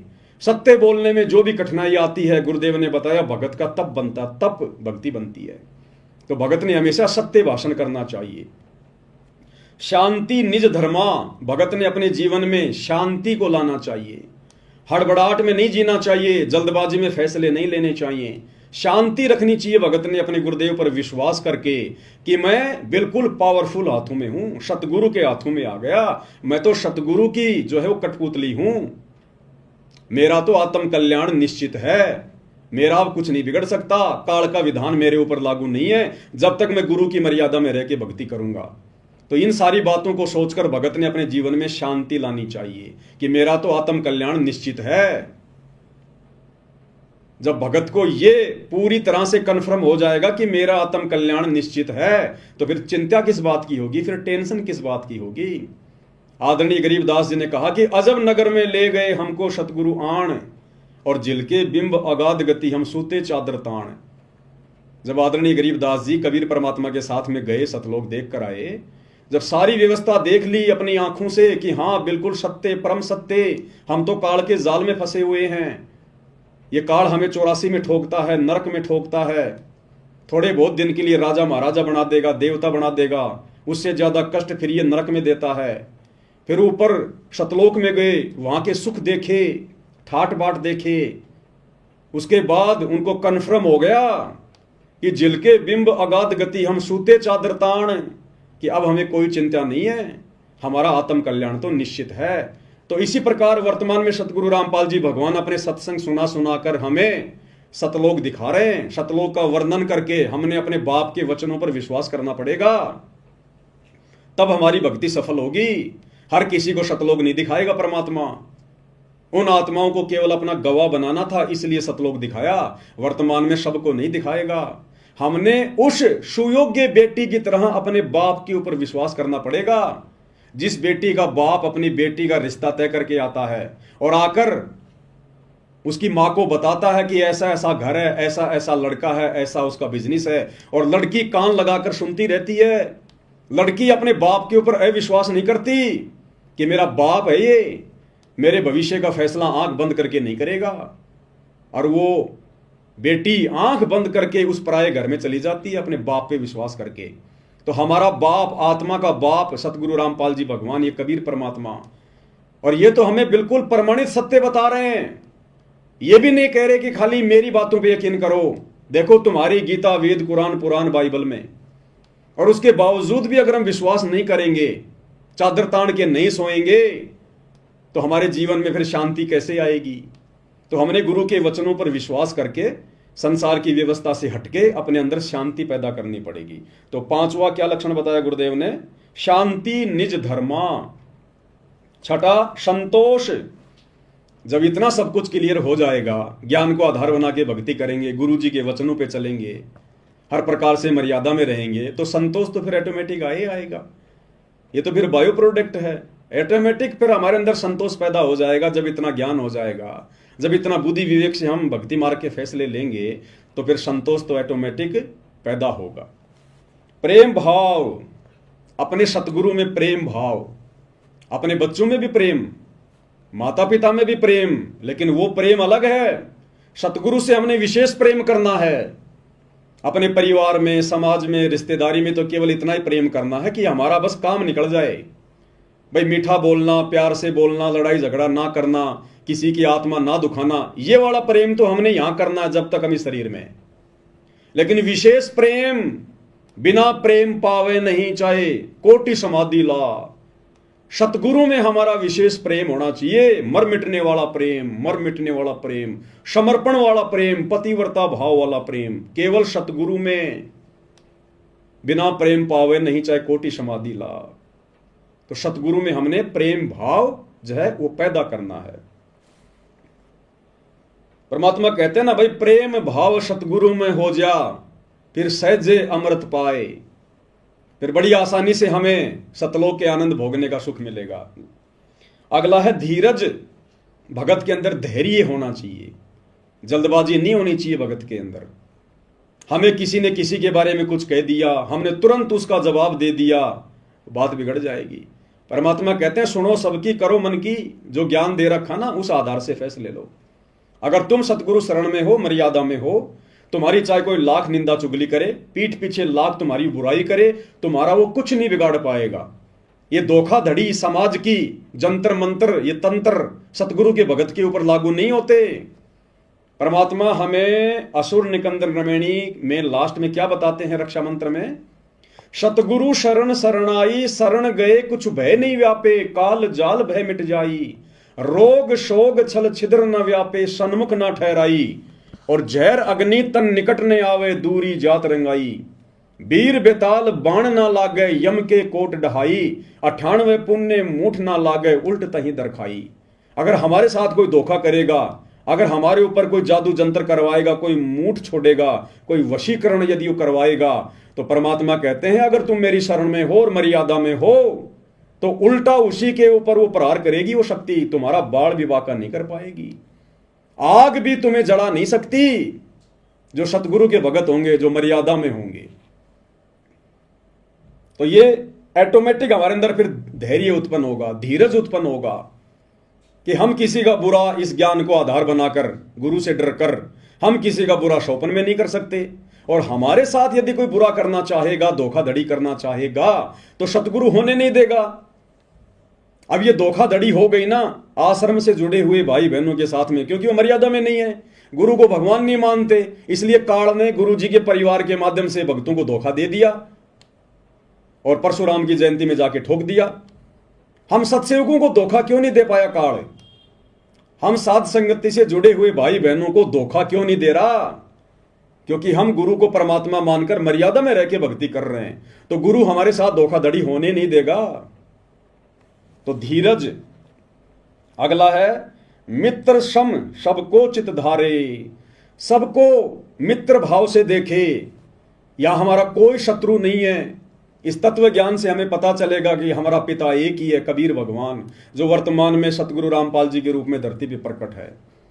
और गुरुदेव हमें बारंबार शिक्षा देते हैं कि बच्चों, अगर आपने भक्ति सफल करनी है तो अपने गुरु के, अपने परमात्मा के पद चिन्हों पर चलना पड़ेगा। कबीर खड़ा बाजार में मांगे सबकी खैर, ना काहू से दोस्ती ना काहू से बैर।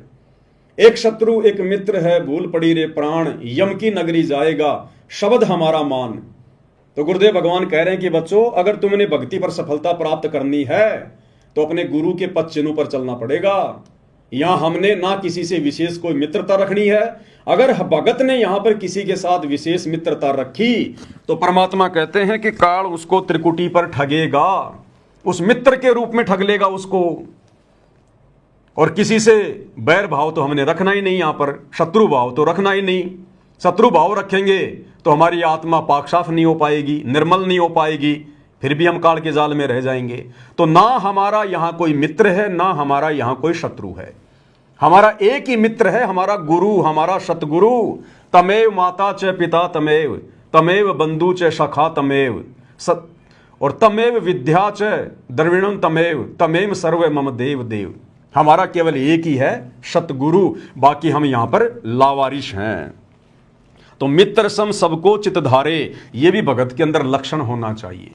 ये आत्मा के श्रृंगारों की बात हो रही है। अगला है त्याग। एक भगत के अंदर मोक्ष प्राप्ति के लिए त्याग की भावना होनी चाहिए। अपने सतगुरु के चरणों में सब कुछ समर्पण करने की, त्याग करने की भावना होनी चाहिए।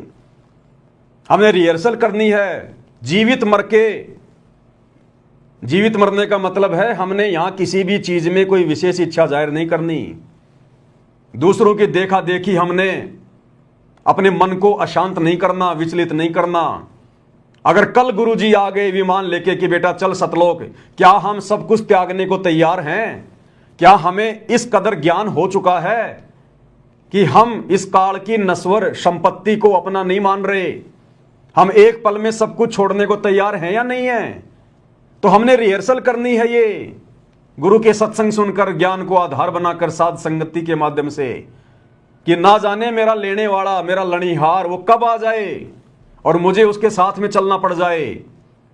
जब लड़की का लड़ीहार आ जाता है उसको लेने के लिए, और वो लड़की सब कुछ छोड़ छाड़ देती है 2 मिनट में, लेके अपना बक्सा और अपने पति के साथ में चल पड़ती है। जिस माँ बाप ने उस लड़के को 20 साल तक पाला पोषा, उसकी जरूरतों को पूरा किया, अब उस लड़के का विशेष प्रेम अपने पति में बन गया। पति में, उस पति के लिए अपने माँ बाप के घर को भी छोड़ देगी, अपने सास ससुर को भी छोड़ देगी। जब न्यारे होते हैं, 2 भाई अलग अलग होते हैं, तो 2 मिनट में वो लड़की सबको छोड़ छाड़ के और अपने पति की तरफ जाके खड़ी हो जाती है। तो इस काल लोक को जो गुरुदेव ने दिखा दिया, बता दिया, ये खोकापुर झूठा लोक, हर चीज नश्वर, ये नष्ट होता है। असंख्य बार यहां पर महाप्रलय हो चुकी है, सब कुछ नष्ट हो जाता है, मिट्टी मिट्टी हो जाता है। फिर यहां हमारा है क्या? तो गुरुदेव कह रहे हैं आपके अंदर इतनी त्याग की भावना होनी चाहिए, इतनी प्रबल, कि मेरे गुरु के एक इशारे पर सब कुछ छोड़ छाड़ के, आत्मा से छोड़ना पड़ेगा, शरीर से नहीं। शरीर से तो सबका ही छूटता है मरने के बाद में। जिसने जीवित मरने की रिहर्सल कर ली, जिसने ज्ञान को आधार बना के कि यहां मेरा कुछ नहीं है, ये 21 ब्रह्मांड तो मेरे बाप ने, सतगुरु रामपाल जी भगवान ने काल को भीख में दिए उसकी तपस्या के बदले। अगर इसी 21 ब्रह्मांड की संपत्ति पर भी यदि किसी का अधिकार है तो काल का अधिकार है, मेरा नहीं है। ये मेरा देश नहीं है, मेरा घर नहीं है। होले सुहागन सुरता त्यार मालिक घर, जाना है तेरा सुन शिखर बरतार। हमारा पति ये काल नहीं है, हमारा पति कबीर साहब है, जो वर्तमान में सतगुरु रामपाल जी के रूप में हमें लेने के लिए आए हुए हैं। तो परमेश्वर कह रहे हैं भगत के अंदर त्याग की भावना भी होनी चाहिए, वैराग, हमारे अंदर वैराग उत्पन्न होना चाहिए, हमारी आंखों से आंसू निकलने चाहिए सतगुरु को याद करके, काल के दुखों को याद करके, सतलोक के सुखों को याद करके। हमारे अंदर वैराग्य उत्पन्न होना चाहिए अपने गुरु जी के प्रति, अपने महबूब के प्रति, कि परमेश्वर आपने कैसे दया बख्शी, अनंत युगों से परमात्मा आप हम नीचों के पीछे भटक रहे हो, हमारे लिए इस गंदे लोक में आकर, जिस लोक की तरफ सतलोक जाने के बाद कोई देखना भी पसंद नहीं करता, आप इस गंदे लोक में आते हो, यहां रहते हो, एक पूरा जीवन लीला करते हो, ये परमेश्वर हम नीचों के लिए। तो इन सब बातों को विचार करके अपने गुरु जी के प्रति प्रेम उमड़ना चाहिए, वैराग्य होना चाहिए। निष्कर्मा, भगत ने कोई भी कार्य निष्क्रम भाव से करना चाहिए। लोभ, लालच, छल, कपट, राग, द्वेष भगत के नजदीक भी नहीं होना चाहिए। गुरुदेव भगवान सत्संगों में समझाते हैं, मैं पवन दास कोई उपदेश नहीं दे रहा, मैं भी आपकी तरह दो कोटि का जीव हूं, मालिक का विधान आपको बता रहा हूं, ये मेरे ऊपर भी लागू है, सब पे लागू है। ये निष्कर्मा और भक्ति हमने निष्कर्म भाव से करनी है। इस भक्ति के प्रतिफल में हमने कोई सांसारिक डिमांड अपने गुरु से नहीं करनी, कोई इच्छा अपने मन में नहीं करनी। दंडवत करते समय, आरती करते समय, मंत्र जाप करते समय, हमारा बाप, हमारा गुरु अंतर्यामी है, उन्हें सब पता है हमें कब किस चीज की आवश्यकता है। और ये सावल सा सेठ है, सर्वशक्तिमान है, फिर भला इनसे मांगने की जरूरत क्या है। अगर हम मर्यादा में रह के भक्ति करेंगे, अगर भक्ति सही प्रकार से करेंगे, तो गुरु हमें किसी चीज के अभाव में रहने नहीं देगा। गुरुदेव ने हमें बताया कि बच्चों तुम्हें तो मांगना भी नहीं आता, क्या मांगना चाहिए अपने गुरुदेव भगवान से? भक्ति दान मोहे दीजियो देवन के देवा हो, भक्ति दान गुरु दीजियो देवन के देवा हो, जन्म पाया भूलों नहीं करहूं पद सेवा हो। गुरुदेव ने बताया कि तुमने केवल भक्ति मांगनी चाहिए अपने गुरु से, अपने भगवान से, केवल भक्ति। भक्ति में सब कुछ आ गया। गुरुदेव ने एक उदाहरण दिया, एक पिता ने अपने बेटी की शादी कर दी, कुछ समय के बाद में बेटी और उसकी सास का आपस में झगड़ा रहने लगा। तो सास ने अपनी पुत्र वधू के बाप को बुलाया। उसने कहा जी क्यों बुलाया, क्या बात है? बोला जी आपकी जो लड़की है ना इसको ले जाओ आप। बोला जी क्यों, कोई बात भी होगी? बोला जी ये किसी चीज को छोड़ती नहीं है, ये किसी चीज को नहीं छोड़ती है। दही ये खा जाती है, मलाई ये खा जाती है, घी ये खा जाती है, छाछ ये पी जाती है, ये छोड़ती नहीं किसी चीज को। तो उस पिता ने अपनी बेटी से कहा कि बेटी तू एक काम किया कर, तू छिक के दूध पी लिया कर, ये मलाई फलाई घी घा छोड़ दे, तू दूध पिया कर ढंग से। दूध में दही भी आ गया, छाछ भी आ गई, मलाई भी आ गई, मक्खन भी आ गया और घी भी आ गया, तन और कुछ खाने की आवश्यकता नहीं पड़ेगी। तो इसी प्रकार गुरुदेव कह रहे हैं बच्चों तुम मर्यादा में रह के भक्ति कर लो, अपने गुरु के वचन में रह के समाज से संघर्ष करो मर्यादाओं के लिए। तुमने उसके बाद अपने गुरु से या समाज से किसी से कुछ मांगने की जरूरत नहीं पड़ेगी, तुमने हाथ फैलाने की जरूरत ही नहीं पड़ेगी। वो अंतर्यामी तुम्हें समय से पहले देगा, समय से पहले, उसको सब पता है। जब तुम अपने गुरु पर आश्रित हो जाओगे ना, ये जीव अभाव में उसी समय तक रहता है जब तक गुरु के प्रति समर्पित नहीं है। गुरुदेव ने उदाहरण दिया कि एक 6 महीने का बच्चा, साल भर का बच्चा, वो पूर्णतया अपने माता पिता पे जो है वो आश्रित होता है, समर्पित होता है। और माता पिता सर्दी आने से पहले उसके मोजे, जूते, स्वेटर, कोट पहले व्यवस्था कर लेते हैं। उस बच्चे को नहीं पता कि आगे क्या होने वाला है, सर्दी आएगी या गर्मी आएगी या ओले गिरेंगे, लेकिन वो बच्चा अपने माता पिता पे समर्पित है। इसलिए माता पिता को चिंता है, जो जाकी शरणा बसै ताको ताकी लाज, जल स्यों ही मछली चढ़ जाती बह जाते गजराज। तो जब हम अपने गुरुदेव पर आश्रित हो जाएंगे पूर्णतया, फिर देखना ये परमात्मा खुले हाथ से हमें इस गंदे लोक के सुख भी भुगवाएगा। तो हमने केवल भक्ति मांगनी है परमात्मा से, और निष्क्रम भाव से भक्ति करनी है, कोई डिमांड नहीं करनी हमने गुरुदेव से। परमात्मा कहते हैं जब लग भक्ति सह कामना तब लग निष्फल सेव, और कहे कबीर वे क्यों मिले निष्कामी निज देव। जब लग भक्ति सह कामना, जब तक आप इस सतगुरु की भक्ति को मन में किसी प्रकार की डिमांड या इच्छा रख के करते हो, तब लग निष्फल सेव, तुम्हारी पूजा तुम्हारी भक्ति निष्फल है, बेकार है। और कहे कबीर वे क्यों मिले निष्कामी निजदेव, वो परमात्मा तो निष्काम भक्ति करने वालों को प्राप्त होता है, तुम्हें क्यों मिलेगा। तो निष्क्रम भाव से हमने भक्ति करनी है। निर्दोषा धोखा रहित, भगत ने किसी के साथ सौपन में भी धोखा करना तो दूर सोचना भी नहीं है, क्योंकि भगत अगर धोखा करेगा तो आत्मा निर्मल कैसे होगी, सतगुरु प्रसन्न कैसे होगा जो घट में बैठा हुआ है। गंदी जगह में तो फिर सतगुरु बैठेगा ही नहीं, और सतगुरु यदि घट से बाहर निकल गया तो दूसरा कौन है फिर, काल, वो आ बैठेगा, सारे उल्टे काम होंगे फिर। तो निर्दोषा यानी धोखा रहित होना चाहिए भगत को। परमात्मा कहते हैं कबीरा आप ठगाइए और न ठगिए कोई, अरे आप ठगाए सुख होता है, औरों को ठगे दुख होए। अगर हमारे साथ कोई धोखाधड़ी करके हमारे साथ धोखा कर रहा है तो उसमें हमने संतोष करना चाहिए, कोई बात नहीं भाई, परमात्मा और देगा, समर्थ मेरे साथ में है, कोई चीज की कोई कमी नहीं है।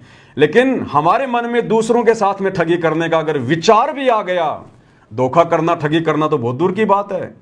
अगर आपने एक पैसे की ठगी भी कर ली, धोखा भी कर लिया, आपके अंदर अगर कोई स्वार्थ उत्पन्न हो गया जरा सा भी किसी भी बात को लेकर, उसी समय सतगुरु नाराज होगा, क्योंकि वो अंतर्यामी है, जानी जान है, उससे कुछ भी छुपाया नहीं जा सकता। कबीर अंतर्यामी एक तुम आत्म के आधार, और जो तुम छोड़ो हाथ तो में कौन उतारे पार। तो भगत ने धोखा रहित सील, सील मानी शांत स्वभाव वाला होना चाहिए भगत, शांत स्वभाव वाला। अगर नुकसान हो गया तो परमात्मा कहते हैं बेटा तेरा क्या नुकसान हो गया, तेरा क्या नुकसान हो गया। पहली बात तो तेरे पास है ही क्या जिसका तू दुख मना रहा है, शोक मना रहा है। इतना तुझे ज्ञान दे दिया, तेरा कुछ है नहीं, जो भी कुछ है ये काल का है, तू तो होटल में किराएदार है। तेरा क्या बिगड़ गया, तेरा क्या टूट गया, कल को तू मरेगा सब कुछ यहीं छोड़ के जाएगा।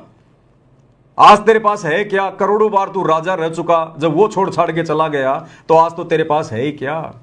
तो परमेश्वर कह रहे हैं कि भगत ने शीलता धारण करनी चाहिए, संतोष करना चाहिए भगत ने गुरु ज्ञान आधार से, कि ये सांसारिक वैभव की वस्तुएं ना जाने मैंने कितने जन्मों में प्राप्त करी, राजा बन के, मंत्री बन के, प्रधानमंत्री बन के, और एक्सीडेंट में मर जाते हैं, सारा राजपाट यहीं रह जाता। क्या लेके गया हो, क्या था अपना।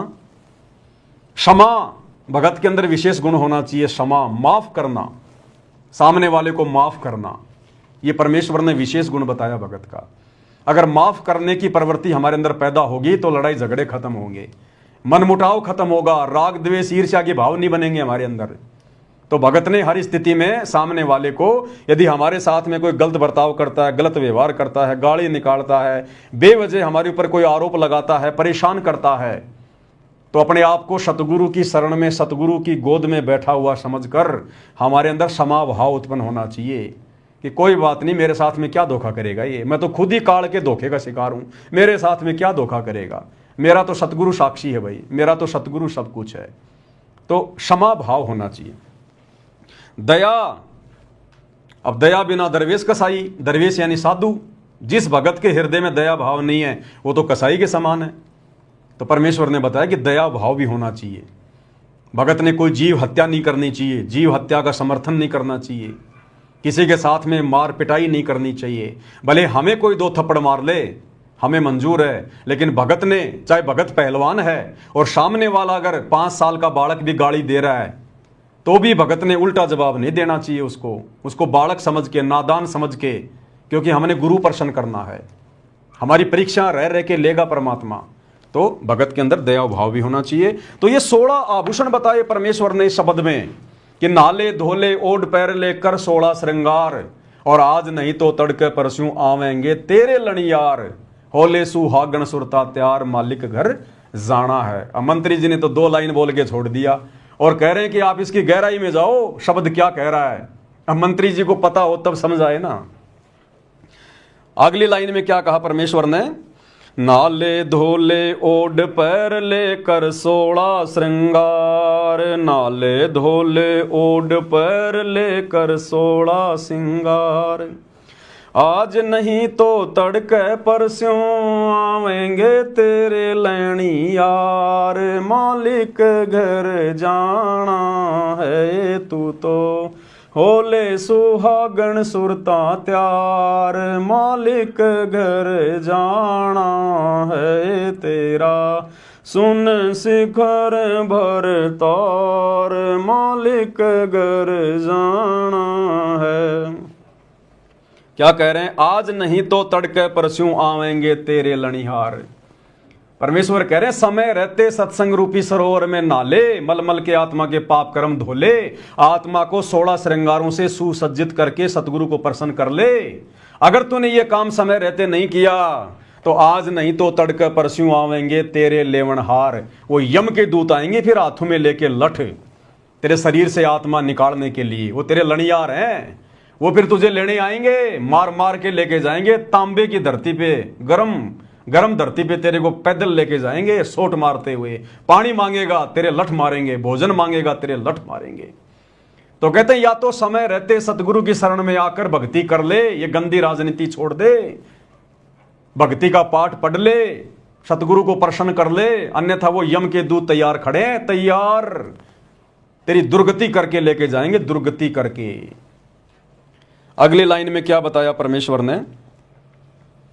तेरे साथ की ये कितनी जाली तू क्यों लारी वार, तेरे साथ की ये कितनी जाली तू क्यों लारी वार। गुड़िया खेलत जन्म गवाया, लाया ये नहीं विचार, मालिक घर जाना है तू तो होले सुहागण सुरता त्यार, मालिक घर जाना है तेरा, सुन शिखर भर तार, मालिक घर जाना है। कितनी प्यारी व्याख्या करके बताई है गुरुदेव भगवान ने। आत्मा को कह रहे हैं परमेश्वर कि तेरे साथ की ये कितनी जाली तू क्यों लारी वार, कि हे नादान आत्मा, तेरे साथ सतलोक से काल के चक्कर में मुझे छोड़कर जितनी आत्मा यहां आई थी उनमें से कितनी आत्माएं, असंख्यों आत्माएं वापस मेरे साथ जब मैं सतगुरु रूप में आता हूं तो मेरे ज्ञान को समझकर मेरी बात मानकर वापस सतलोक को चली गई। तेरे साथ की कितनी जाली, जो तेरे साथ जो सतलोक से आई थी ना इस काललोक में, वो तेरे साथ की आत्माएं कितनी मेरे साथ वापस सतलोक जा चुकी हैं। गुरुदेव भगवान कह रहे हैं, समझा रहे हैं परमात्मा शब्द के माध्यम से। और तू क्यों लारी वार, तू लेट क्यों हो रही है, तू देरी क्यों कर रही है, तुझे क्या समझ में नहीं आया, तू क्यों देरी लगा रही है इस काल के लोक में? क्या अभी तूने काल की व्यवस्था में सड़ना है? 84 लाख योनियों में धक्के खाने हैं, तेरे क्या समझ में नहीं आया? सतगुरु मिल गया, सब कुछ बता दिया, सब कुछ खोल के रख दिया, साहिब ने भेद दिया सब खोला अपने सतलोक राजधानी का। तो गुरुदेव आत्मा को कह रहे हैं, हे नादान, अब तू क्यों देरी कर रही है, सतलोक चलने की तैयारी क्यों नहीं कर रही? तेरे साथ की ये कितनी जाली तू क्यों लारी वार, और गुड़िया खेलत जन्म गवाया, लाया है नहीं विचार। तू गुरु के ज्ञान को आधार ना बनाकर असंख्य जन्म तूने बर्बाद कर दिए ये गुड्डा गुड्डी का खेल खेलते हुए। इस काल के लोक में बच्चे पैदा करना, बड़ी गाड़ी लेके आना, बड़ी कोठी बनाना, बड़े बड़े बिजनेस सेट करना, मंत्री पद प्राप्त करना, दुनिया पे राज करने की सोचना, दुनिया भर की संपत्ति इकट्ठी करने की सोचना। कहते हैं ये तो गुड्डा गुड्डी का खेल है, गुड्डा गुड्डी का खेल। और ये झूठा खेल खेलते हुए तेरे को असंख्य जन्म बीत गए, असंख्य जन्म, तेरे कुछ भी हाथ नहीं लगा, तू भिखारी की भिखारी है। परमात्मा कहते हैं जिस प्रकार एक जुआरी व्यक्ति जुए में हारकर अंत में हाथ मलता हुआ जाता है, कहे कबीर अंत की बारी जैसे हाथ झाड़ चले जुआरी। कहते हैं अगर तू सतगुरु के ज्ञान को ध्यान में नहीं रखेगी, भक्ति नहीं करेगी, तो अंत में ये गुड्डा गुड्डी का खेल खेलते हुए जब तेरा शरीर छूटेगा ना, तू खाली हाथ जाएगी यहां से। ये मंत्री पद, ये राजपद, ये प्रधानमंत्री का पद, ये हाथी घोड़े, ये संपत्ति, ये बेटा बेटी, रिश्तेदार, तेरे साथ में कोई नहीं जाएगा। इन सब को प्राप्त करने के लिए तूने जो जीवन बर्बाद कर दिया, जो झूठा खेल खेला है, जो पाप कर्म तूने इकट्ठे किए हैं, कहते हैं फिर वो पाप कर्म की गठड़ी बांध के लेके जाएगी तू, फिर नरक में भोगेगा, 84 लाख में भोगेगा। तो परमेश्वर आत्मा को जगा रहे हैं, गुड़िया खेलत जन्म गवाया, लाया है नहीं विचार, मालिक घर जाना है। आगे क्या कह रहे हैं गुरुदेव? सतगुरु म्हारे बाणिया हे करते बिणज व्यवहार। सतगुरु म्हारे बाणिया हे करते बिणज व्यवहार। बिन डांडी बिन पालड़े है तोल दिया संसार। मालिक घर जाना है तू तो होले सुहागण सुरता त्यार। मालिक घर जाना है तेरा सुन शिखर भर तार। मालिक घर जाना है। सतगुरु म्हारे बाणिया हे करते बिणज व्यवहार। जो बाणिया होता है, जो लालाजी होता है ना, सेठ वैश्य, वो किस तरह से अपना व्यापार करता है। वो ठगी का काम नहीं करता, एक एक पैसे का हिसाब रखता है। तो कहते हैं हमें जो सतगुरु मिल गए ना, वो बाणिये की तरह हैं और भक्ति रूपी ये बिणज कर रहे हैं। भक्ति का सौदा करने आए सतगुरु, भक्ति मुक्ति के दाता सतगुरु भटकत प्राण फिरंदा। उस साहिब के हुक्म बिना नहीं तरवर पात फिलंदा। तो हमारे सतगुरु देव ने, हमारे भगवान ने आज ये भक्ति रूपी सौदा बिल्कुल खरा खरा कर दिया, खरा खरा। सारे धर्मशास्त्रों का निष्कर्ष निकाल के रख दिया, निचोड़ निकाल के रख दिया। हर धर्म के मानने वाले के धर्मशास्त्रों का खरा खरा सौदा कर दिया। सतगुरु म्हारे बाणिया हे करते बिणज व्यवहार।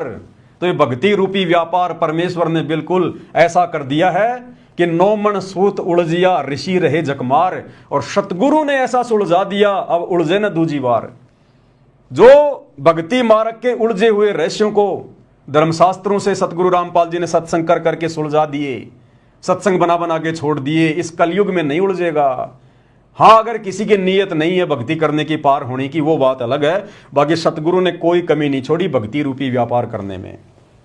हर चीज को बिल्कुल क्लियर आईने की तरह कर दिया कि भैया तुमने देख लो, अब ये तो है काल, ये है 21 ब्रह्मांड, ये है नकली लोक, और तुम सतलोक में रहा करते थे। सृष्टि रचना के माध्यम से बता दिया तुम क्या सुख भोगा करते थे और कैसे तुम काल के साथ नीचे आए, कैसे आज तुम्हारी दुर्गति हो रही है। एक जन्म में तुम्हारे को इंसान बना दिया, स्त्री या पुरुष। तुम सारे दुखों को भूल जाते हो, गधे कुत्ते सुअर वालों को, हैं, मगन हो जाते हो तुम। जब सतगुरु आता है तो तुम सुनते नहीं, फिर अगले जन्म में गधे कुत्ते बन के फिर तुम रोते हो। फिर तुम्हारा बाप तुम्हारे लिए बार बार यहाँ आता है, भटकता है, तुम्हारे दुख में वो स्वयं भी दुखी होता है। तो परमेश्वर कहते हैं कि मैंने तो सब कुछ निष्कर्ष निकाल के दे दिया, अब तेरी इच्छा, तुझे काल की व्यवस्था में सड़ना है या मेरे साथ में सतलोक चलना है। बिन डांडी बिन पालड़े तोल दिया संसार। बिना डांडी बिना पालड़े के।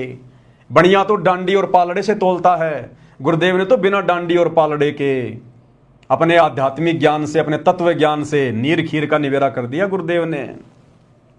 तो कहते हैं सतगुरु म्हारे बाणिया हे करते बिणज व्यवहार। बिन डांडी बिन पालड़े हे तोल दिया संसार। मालिक घर जाना है। ब्रह्मा विष्णु महेश की क्या स्थिति है, देवी देवताओं की क्या स्थिति है।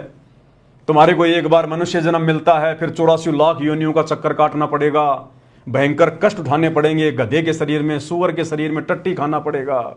ऐसी दुर्गति करेगा, राजा बनोगे, सैनिक बनोगे, तुम्हारी गर्दनें कटेंगी, युद्ध होंगे, फिर कुत्ते बनोगे, तुम्हारे सर में कीड़े पड़ेंगे। तो गुरुदेव ने बिन डांडी बिन पालड़े के पूरा अध्यात्म बिल्कुल क्लियर कर दिया। लास्ट में क्या कह रहे हैं गुरुदेव भगवान? सुन सिकर में सेज पिया की हंस हंस कर ले प्यार। सुन सिकर में सेज पिया की हंस हंस कर ले प्यार।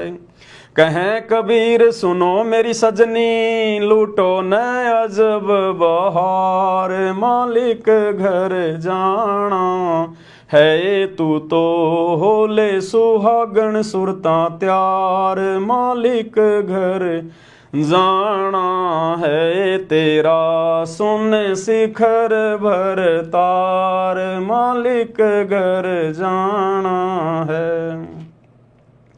सुन शिखर में सेज पिया की। सुन शिखर सबसे ऊपर, टॉप मोस्ट पहले सतलोक। कहते हैं वहां पर तेरे पिया की, तेरे गुरु की, तेरे भगवान की सेज है, उसका सिंहासन है वहां पर। और हंस हंस कर ले प्यार। अपने गुरुदेव के लाड़ लड़ा वहां पर, जितना मर्जी सुख भोग, जितने मर्जी दर्शन कर, तू वहां स्वतंत्र है। वहां कोई पढ़ाई नहीं, कोई लिखाई नहीं, कोई काम धंधा नहीं, कोई रोग नहीं, कोई बीमारी नहीं, कोई छल कपट नहीं, कोई वहां पर कोई गरीबी नहीं, कोई दारिद्रता नहीं, कोई लड़ाई झगड़ा करने वाला नहीं, कोई मुकदमाबाजी करने वाला नहीं, शरीर में रोग नहीं, अखंड सुख है वहां पर। ना ये शरीर वहां बूढ़ा होता, ना वहां पर मृत्यु होती। केवल एक बार जन्म होगा आत्मा का सतगुरु की शब्द शक्ति से, उसके बाद ये आत्मा युवा अवस्था में आ जाएगी, फिर सदा युवा ही रहेगी। ना वो आत्मा कभी मरेगी, ना आत्मा का विनाश होगा, और ना ऊपर के चारों लोकों का कभी विनाश होगा। तो परमेश्वर कहते हैं कि सुन शिखर में सेज पिया की हंस हंस कर ले प्यार, और कहे कबीर सुनो मेरी सजनी, लूटो न अजब बहार, मालिक घर जाना है। कहे कबीर सुनो मेरी सजनी, यानी हम आत्मा है, वो हमारा बाप, हमारा परमात्मा है, वो हमारा सजना है, हम उसकी सजनी हैं, वो हमारा महबूब है, हम उसकी प्रियतमा हैं। आत्मा और परमात्मा का अभेद संबंध है। तो परमेश्वर प्यार में, लाड़ में कह रहे हैं, कहे कबीर सुनो मेरी सजनी, है मेरी प्यारी आत्मा, लूटो न अजब बहार, अजब बहार। जो सुख यहां तुम्हें महास्वर्ग में भी देखने को नहीं मिलेंगे, छींट भी नहीं है, वो सुख तुम्हें, अखंड सुख तुम्हें सतलोक में मिलेंगे वहां पर। तो कहते हैं चलो निकलो इस गंदे लोक से। तो इस शब्द के माध्यम से परमेश्वर कबीर जी ने हमें यह समझाना चाहा, हमें यह संदेश देना चाहा। अब इस शब्द की गहराई को यदि कोई मंत्री जी समझ जाए तो क्या वो ये राजपद स्वीकार करेगा क्या, जिस राजपद में निरेक जो है वो कर्म फोड़ने के अलावा दूसरा कुछ भी नहीं है। कितनी झूठ बोलनी पड़ती है, कितने झूठे वादे इरादे करने पड़ते हैं, सारा दिन टेंशन में, और मिलता अंत में कुछ नहीं भैया, मिलता अंत में कुछ नहीं है। 10 15 20 साल राज कर लो, उसके बाद क्या करोगे, खुद के बच्चों से सेवा कराने के काबिल भी नहीं रहोगे बिना भक्ति के। ये दुर्गति होगी फिर अंत में, पार्कों में अकेले बैठे रहोगे, कोई तुम्हें नमस्ते करने वाला भी नहीं मिलेगा। और शरीर इस तरह से घेर लेता है इन मंत्रियों के शरीरों को।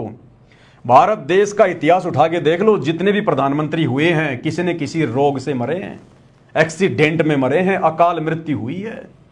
बिना सत भक्ति के आज हमारे भारत देश के इतिहास में जितने भी संत महात्मा हुए हैं, बड़े बड़े ऋषि मुनि हुए हैं, आज इतिहास उठा के देख लो, सबकी दुर्गति से मौत हुई है, सबकी दुर्गति से। दास इसके ऊपर पहले वीडियो बना चुका है। केवल संत भगत, सच्चे सतगुरु की सच्ची भक्ति करने वाले, नरसिंह भगत को देख लो, धना भगत को देख लो, धर्मदास जी को देख लो, गरीबदास जी को देख लो, नानक जी को देख लो। परमेश्वर ने उनका ऐसे शरीर छुड़वाया जैसे पका हुआ आम जरा सी हवा लगते नीचे गिर जाता है। उनको कष्ट नहीं उठाना पड़ता, हाय हाय नहीं करनी पड़ती। भगत का शरीर हॉस्पिटल में हाय हाय करके नहीं छूटता, भगत कभी एक्सीडेंट में नहीं मरता, अकाल मृत्यु नहीं होती। सतगुरु की सच्ची भक्ति करने वाला। तो मंत्री जी को अगर ये शब्द समझ में आ जाता तो मंत्री जी कब का इस्तीफा देकर सतगुरु रामपाल जी से उपदेश लेकर अपनी भक्ति कर रहे होते आज। तो भाई और बहनों, ये सारी बातें तो आज गुरुदेव भगवान ने आप और हमें समझाई है। तो आगे वीडियो में बढ़ते हैं। अब मंत्री जी आगे क्या कुछ कह रहे हैं, क्या कुछ समझा रहे हैं। सतलोक आश्रम से जुड़े हुए भाई बहनों को समझना चाहिए, विचार करना चाहिए किस प्रकार से धोखा इस काल ने तुम्हारे साथ गुरुजी के बेटों को निमित्त बनाकर राजनेताओं की रैलियों को सफल बनवा के किया है। क्या कह रहे हैं आगे मंत्री जी। और मैं तो हजारों सभाओं में, मैं सत्संग में तो मैं अपने इलेक्शन में तो बोलता ही सत्साहेब था। क्या कह रहे हैं मंत्री जी कि हजारों सभाओं में, मेरी हर मीटिंग में, मेरी हर सभा में मैं तो बोलता ही सत साहिब हूं, क्योंकि मैं तो कबीर पंथी हूं, मेरे बाप दादा जो है कबीर पंथ से जुड़े हुए थे। मैं तो बोलता ही सत साहिब हूं। क्योंकि बहुत सारे लोगों ने ये ऑब्जेक्शन उठा दिया कि आपने सत साहिब इसलिए बोला है कि आपकी रैली में संत रामपाल जी के भगत आए थे। तो मंत्री जी अपना पल्ला झाड़ रहे हैं कि कोई भी व्यक्ति और संत रामपाल जी के भगत ये ना सोचे कि संत रामपाल जी के भक्तों की 500 बसों में बैठकर परशुराम जयंती को सफल बनाने के लिए जो भीड़ आई है, उस भीड़ के स्वागत में मैं सत्साई बोल रहा हूं। संत रामपाल जी के भगत ये समझने की गलती ना करें। मंत्री जी कह रहे मेरी तो आदत है, मैं तो हर सभा में, हर मीटिंग में जहां भी जाता हूं मैं तो सत्साई भी बोलता हूं। तो ये भी मंत्री जी ने भक्तों के मुंह पे तमाचा मार दिया। जो भगत वहां पर मंत्री जी के मुंह से सत्साहिब सुनकर लट्टू हो रहे थे कि मंत्री जी ने सत्साहिब बोल दिया, गुरु जी का जयकारा लगा दिया। मंत्री जी कह रहे मेरी तो आदत है भैया, चाहे मैं गोरखनाथ की जयंती में जाऊं, चाहे मैं परशुराम की जयंती में जाऊं, मेरी तो आदत है सत्साहिब बोलने की। तो ये भी भक्तों के मुंह पे तमाचा। आगे क्या कह रहे हैं मंत्री जी। अब मंत्री जी का हो गया किस्सा समाप्त भाई और बहनों। अब आपको एक फीमेल मंत्री से मिलवाते हैं।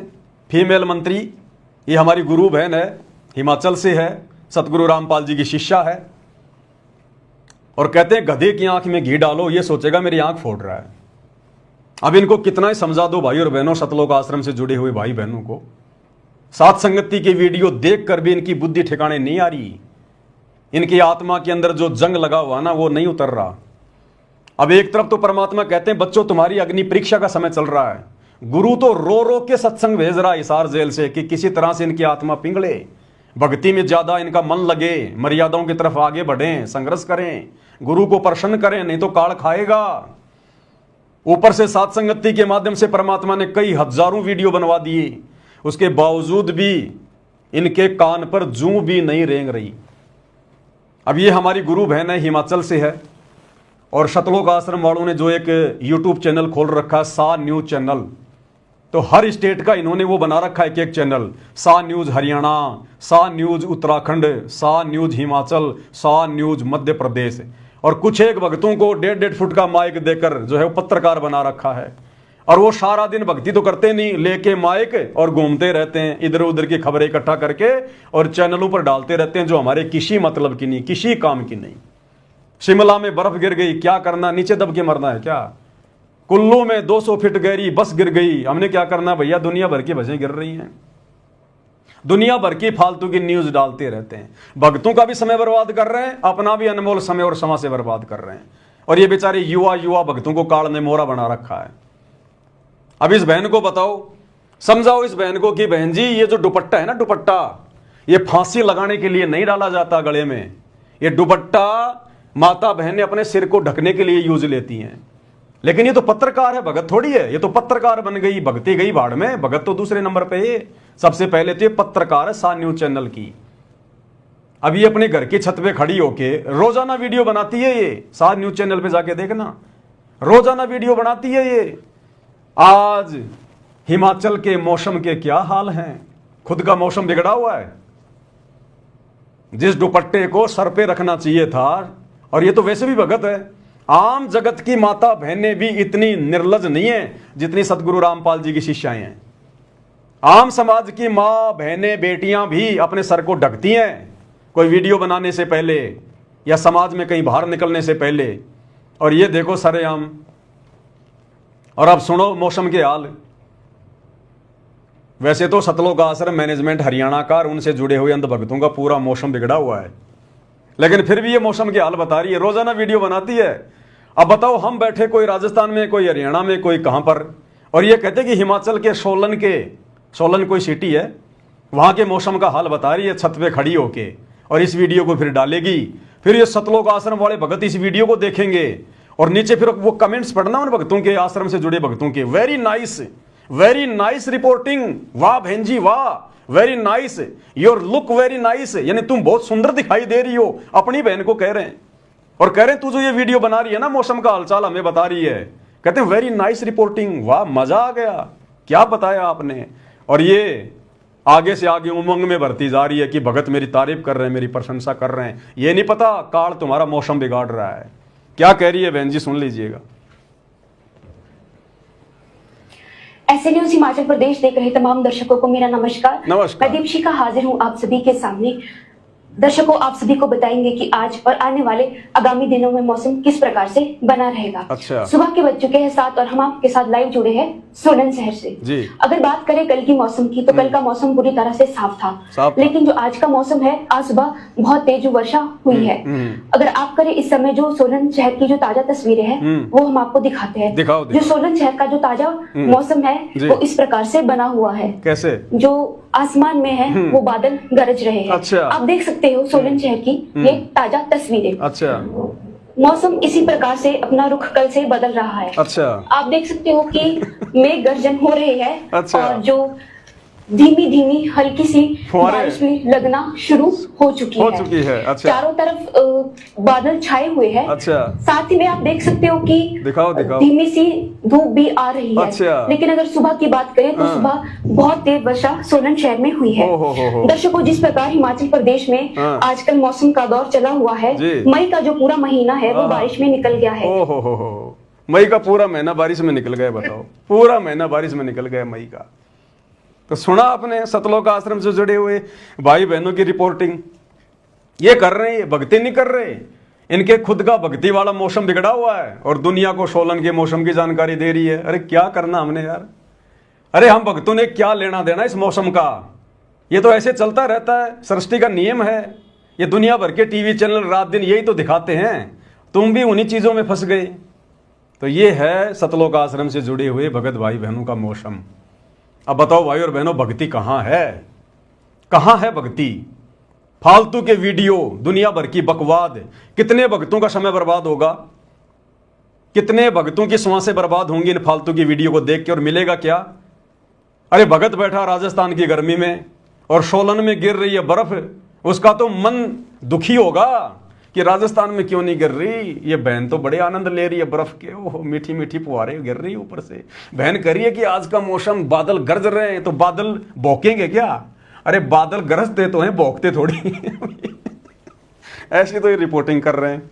बताओ अब ये भक्ति, बताओ क्या ड्रामेबाजी हो रही है भाई और बहनों। ये काल तुम्हारा मौसम बिगाड़ देगा आने वाले समय में। क्या बताएं भाई और बहनों, बहुत लंबी चौड़ी कहानी है। अब आज के वीडियो को परमात्मा की दया से हम यहीं समाप्त करेंगे, क्योंकि भाई और बहनों परमात्मा कहते हैं समझों की मति न्यारी, साधो समझों की मति न्यारी। जो गुरु से ज्ञान को समझ चुके हैं ना, उनको तो चिंता हो गई अपने आत्म कल्याण की। इस प्रकार के फालतू की वीडियो बनाना, फालतू की बातें करना, राजनीति की रैलियों में धक्के खाना, वो भगत बिल्कुल स्वप्न में भी नहीं सोचेगा। कहते हैं संतो समझों की मति न्यारी। तो समझदार हो गए ना भगत, उनकी तो बुद्धि का लेवल ही अलग हो जाता है, उनके विचार ही अलग हो जाते हैं अध्यात्म में। चिंता लगी रहती है 24 घंटे मीठी मीठी कि हे भगवान कोई मर्यादा ना टूट जाए, मेरा गुरु मुझसे रुष्ट ना हो जाए। मैंने एक बार सतलोक में रुष्ट किया था, कितनी लंबी सजा भोग रहा हूं, और आज बड़ी मुश्किल से मेरा दाव लगा है। अगर गुरु जरा भी नाराज हो गया तो मेरा मौसम बिगड़ जाएगा फिर। और एक बार मौसम बिगड़ा और बिगड़ा, फिर 84 लाख योनियों में फिर बिगड़ता ही चला जाएगा। तो भाई और बहनों, दया है परमात्मा की, पूज्य गुरुदेव भगवान की। परमेश्वर ने दास को थोड़ा सा समय दिया लाइव आने के लिए, भगत भाई बहनों के साथ में ज्ञान आधार से चर्चा करने के लिए। दास इस काबिल तो नहीं है, योग्य तो नहीं है, लेकिन गुरुदेव भगवान जिसके साथ होता है तो परमात्मा थोड़ी बहुत फूफा अपने भगत के ऊपर भी दया कर देता है। उनके आशीर्वाद से, उनकी छत्र छाया से सब कुछ होता है। एक छोटी सी बात, विशेष बात, क्योंकि जब मेरे सामने इस प्रकार की बातें आती हैं तो किसी भगत भाई बहन को कोई भ्रमणा ना हो जाए, इसलिए उसका समाधान करना बहुत ज़रूरी होता है। दास कल परसों लाइव देख रहा था, एक भगत जी का मध्य प्रदेश से, नाम मुझे पता नहीं, 2-3 भगत मिलकर लाइव आ रहे थे। मैंने भी उसमें थोड़ा सा एक कमेंट्स किया था कि भाई ठीक है, लगे रहो इसी प्रकार से। तो वो भगत जी कह रहे थे अपने लाइव में कि जो पवन भगत जी हैं, आप उनको छोटी मोटी आत्मा मत समझना, कोई छोटी मोटी शक्ति मत समझना। पवन भगत जी को गुरु जी ने अपनी विशेष जो शक्तियां हैं, जो पावर है, वो दे रखी हैं। तो भाई और बहनों देखो, भावनाओं में आके भगत कुछ भी कह सकता है। हालांकि भगतों को इस प्रकार से नहीं बोलना चाहिए, क्योंकि ये कलयुग की बिचली पीढ़ी का समय है, और ना परमात्मा ने आज से पहले अपनी शक्तियां किसी को दी। अगर भगवान अपनी शक्तियां देगा तो फिर दूसरा ना फिर भगवान हो जाएगा। हम जीव हैं, जीव ही रहेंगे। आशीर्वाद दे के परमात्मा जो मर्जी अपना काम करवा ले। 650 साल पहले बनारस के तोताद्री शहर में परमात्मा ने पंडितों के भंडारे में भैंसे राम को आशीर्वाद देकर वेद मंत्र बुलवा दिए, संस्कृत में और हिंदी में अनुवाद भी करवा दिया। तो क्या भैंसा राम भगवान बन गया? कोई विशेष शक्ति आ गई भगवान की? तो ये हमारी गलती है, हमारी कमजोरी है। जो भाई लाइव आ रहा था, ये बातें बोल रहा था, उसने अपनी गलती की गुरुदेव से माफ़ी मांगनी चाहिए दंडवत करके। कोई शक्ति नहीं है किसी के अंदर भाई और बहनों, हम जीव हैं 2 कोटि के। अगर कोई शक्ति आ गई ना तो यहां पर गुब्बारे की तरह जीव फूल जाएगा। भक्ति और भगवान 2 मिनट में भूल जाएगा वो। गुरुदेव ने हमें क्या बताया कि बच्चों 24 सिद्धियां हैं। जब तुम ये भक्ति करोगे, मर्यादाओं में रहोगे, गुरु को इष्ट मान के भक्ति करोगे, तो ये सिद्धियां ऑटोमेटिक तुम्हारे अंदर काम करना शुरू कर देंगी। तुमने सिद्धियों का कोई प्रयोग नहीं करना है। अगर तुम्हारी कोई अगर खुल भी जाए कोई अगर वो कमल वमल, तो भी तुमने सिद्धियों का प्रयोग नहीं करना, नहीं तो भक्ति नष्ट कर दोगे। गुरुदेव ने बताया तुम मर्यादा में रह के भक्ति करते रहो। इस शरीर में ऐसा सिस्टम फिट कर रखा है गुरुदेव ने, ये सिद्धियां ऑटोमेटिक हमारे ऊपर काम करेंगी। अरे आज ये सिद्धियां काम कर रही हैं, तभी तो हम भक्ति कर रहे हैं, मर्यादा में रह के कर रहे हैं, समाज से संघर्ष कर रहे हैं। आश्रम वालों की सिद्धियां काम नहीं कर रही, देखो कैसे काल इनको ठग रहा है। आप और हमारी सिद्धियां काम कर रही हैं। सिद्धियां हमें डगमग नहीं होने दे रही, सिद्धियां हमें संघर्ष करने की प्रेरणा दे रही हैं। ये सिद्धियां ही तो हैं। सिद्धियां मतलब सतगुरु का आशीर्वाद। तो 24 प्रकार से गुरुदेव ने अपना आशीर्वाद दे रखा भगत को।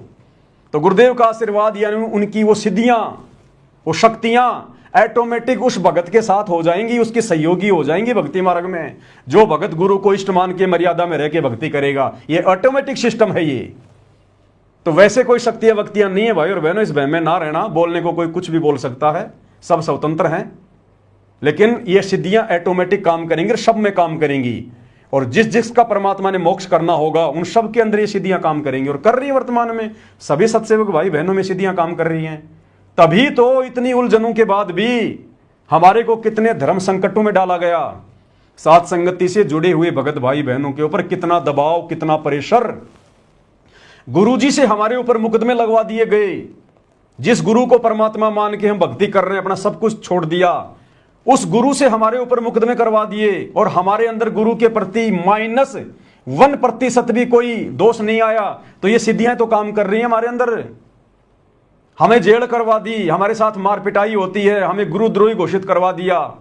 हम घरवालों के साथ में संघर्ष कर रहे हैं, बहनें अपने पति के साथ में कर रही हैं, पत्नियां जो है अपने पति के साथ में कर रही हैं विषय वासनाओं को लेकर। ये सिद्धियां तो काम कर रही हैं, गुरु का आशीर्वाद ही तो काम कर रहा है। अन्यथा आप जी संघर्ष कर सकते हो क्या? हम भक्ति मार्ग पर एक कदम भी नहीं चल सकते। आग लगी हुई है भयंकर रूप से। परमात्मा कहते हैं आग लगी आकाश में, झड़ पड़े अंगार, संत ना होते धरती पर जल मलता संसार। ये पूरी दुनिया ब्रह्मा विष्णु महेश तक, ये देवी देवता तक विषय वासनाओं की आग में जल रहे हैं। और आप और हमें परमात्मा इस गंदे लोक में जहां पर इस आग से बचना नामुमकिन, बड़े बड़े ऋषि संत महात्मा नहीं बच पाए, दुर्वासा जैसे नहीं बच पाए, विश्वामित्र जैसे नहीं बच पाए, और आप और हम 2 कोटि के जीव जिनकी कोई औकात नहीं, आज हमें परमात्मा बचा रहे हैं। तो ये सिद्धियां तो काम कर रही हैं ऑटोमेटिक, भगवान की शक्तियां तो काम कर रही हैं। तो अकेले पवन दास में थोड़ी काम कर रही हैं, तो सब में काम कर रही है, हजारों में काम कर रही हैं। जिसने अपने गुरु को अपना बाप मान लिया, वो हाथ अपना रख दे सर पर, जिसने मान गुरु को बाप लिया। जब वो हाथ रख देगा, आशीर्वाद दे देगा, तो सिद्धियां ऑटोमेटिक काम करेंगी। तो सब में सिद्धियां काम कर रही हैं। स्पेशल परमात्मा किसी को कोई सिद्धियां विधियां नहीं देने वाला। यहां पर सिद्धियां दे दे के बिगड़ गए। गोरखनाथ को दी सिद्धियां, उसकी भक्ति के प्रतिफल में बिगड़ गया। देख लो, दुर्वासा को दी उसने सिद्धियां, 56 करोड़ यादव मार डाले, कितने उसने पाप कर्म उसने मोल ले लिए। जिन जिनको भगवान ने सिद्धियां दी उनके भक्ति के प्रतिफल में अब वो गधे कुत्ते सुअर बन के हांड रहे हैं, कहीं अपना मनुष्य जीवन बर्बाद कर गए वो। तो ये गलतियां परमात्मा नहीं करेगा, अपनी आत्माओं को नहीं बिगाड़ेगा। कलयुग की पिछली पीढ़ी है, जितनी आवश्यकता होगी अपना आशीर्वाद से काम करवा लेगा। सिद्धियां विधियां नहीं होती भाई, यहां पर ध्यान रखना इन चीजों का। तो आज के वीडियो में केवल इतना ही। परमात्मा हम सबको आज्ञा दें, आशीर्वाद दें, सद्बुद्धि दें, भक्ति मार्ग में हमारा मार्गदर्शन करें। बंदी छोड़ सतगुरु रामपाल जी भगवान की जय हो।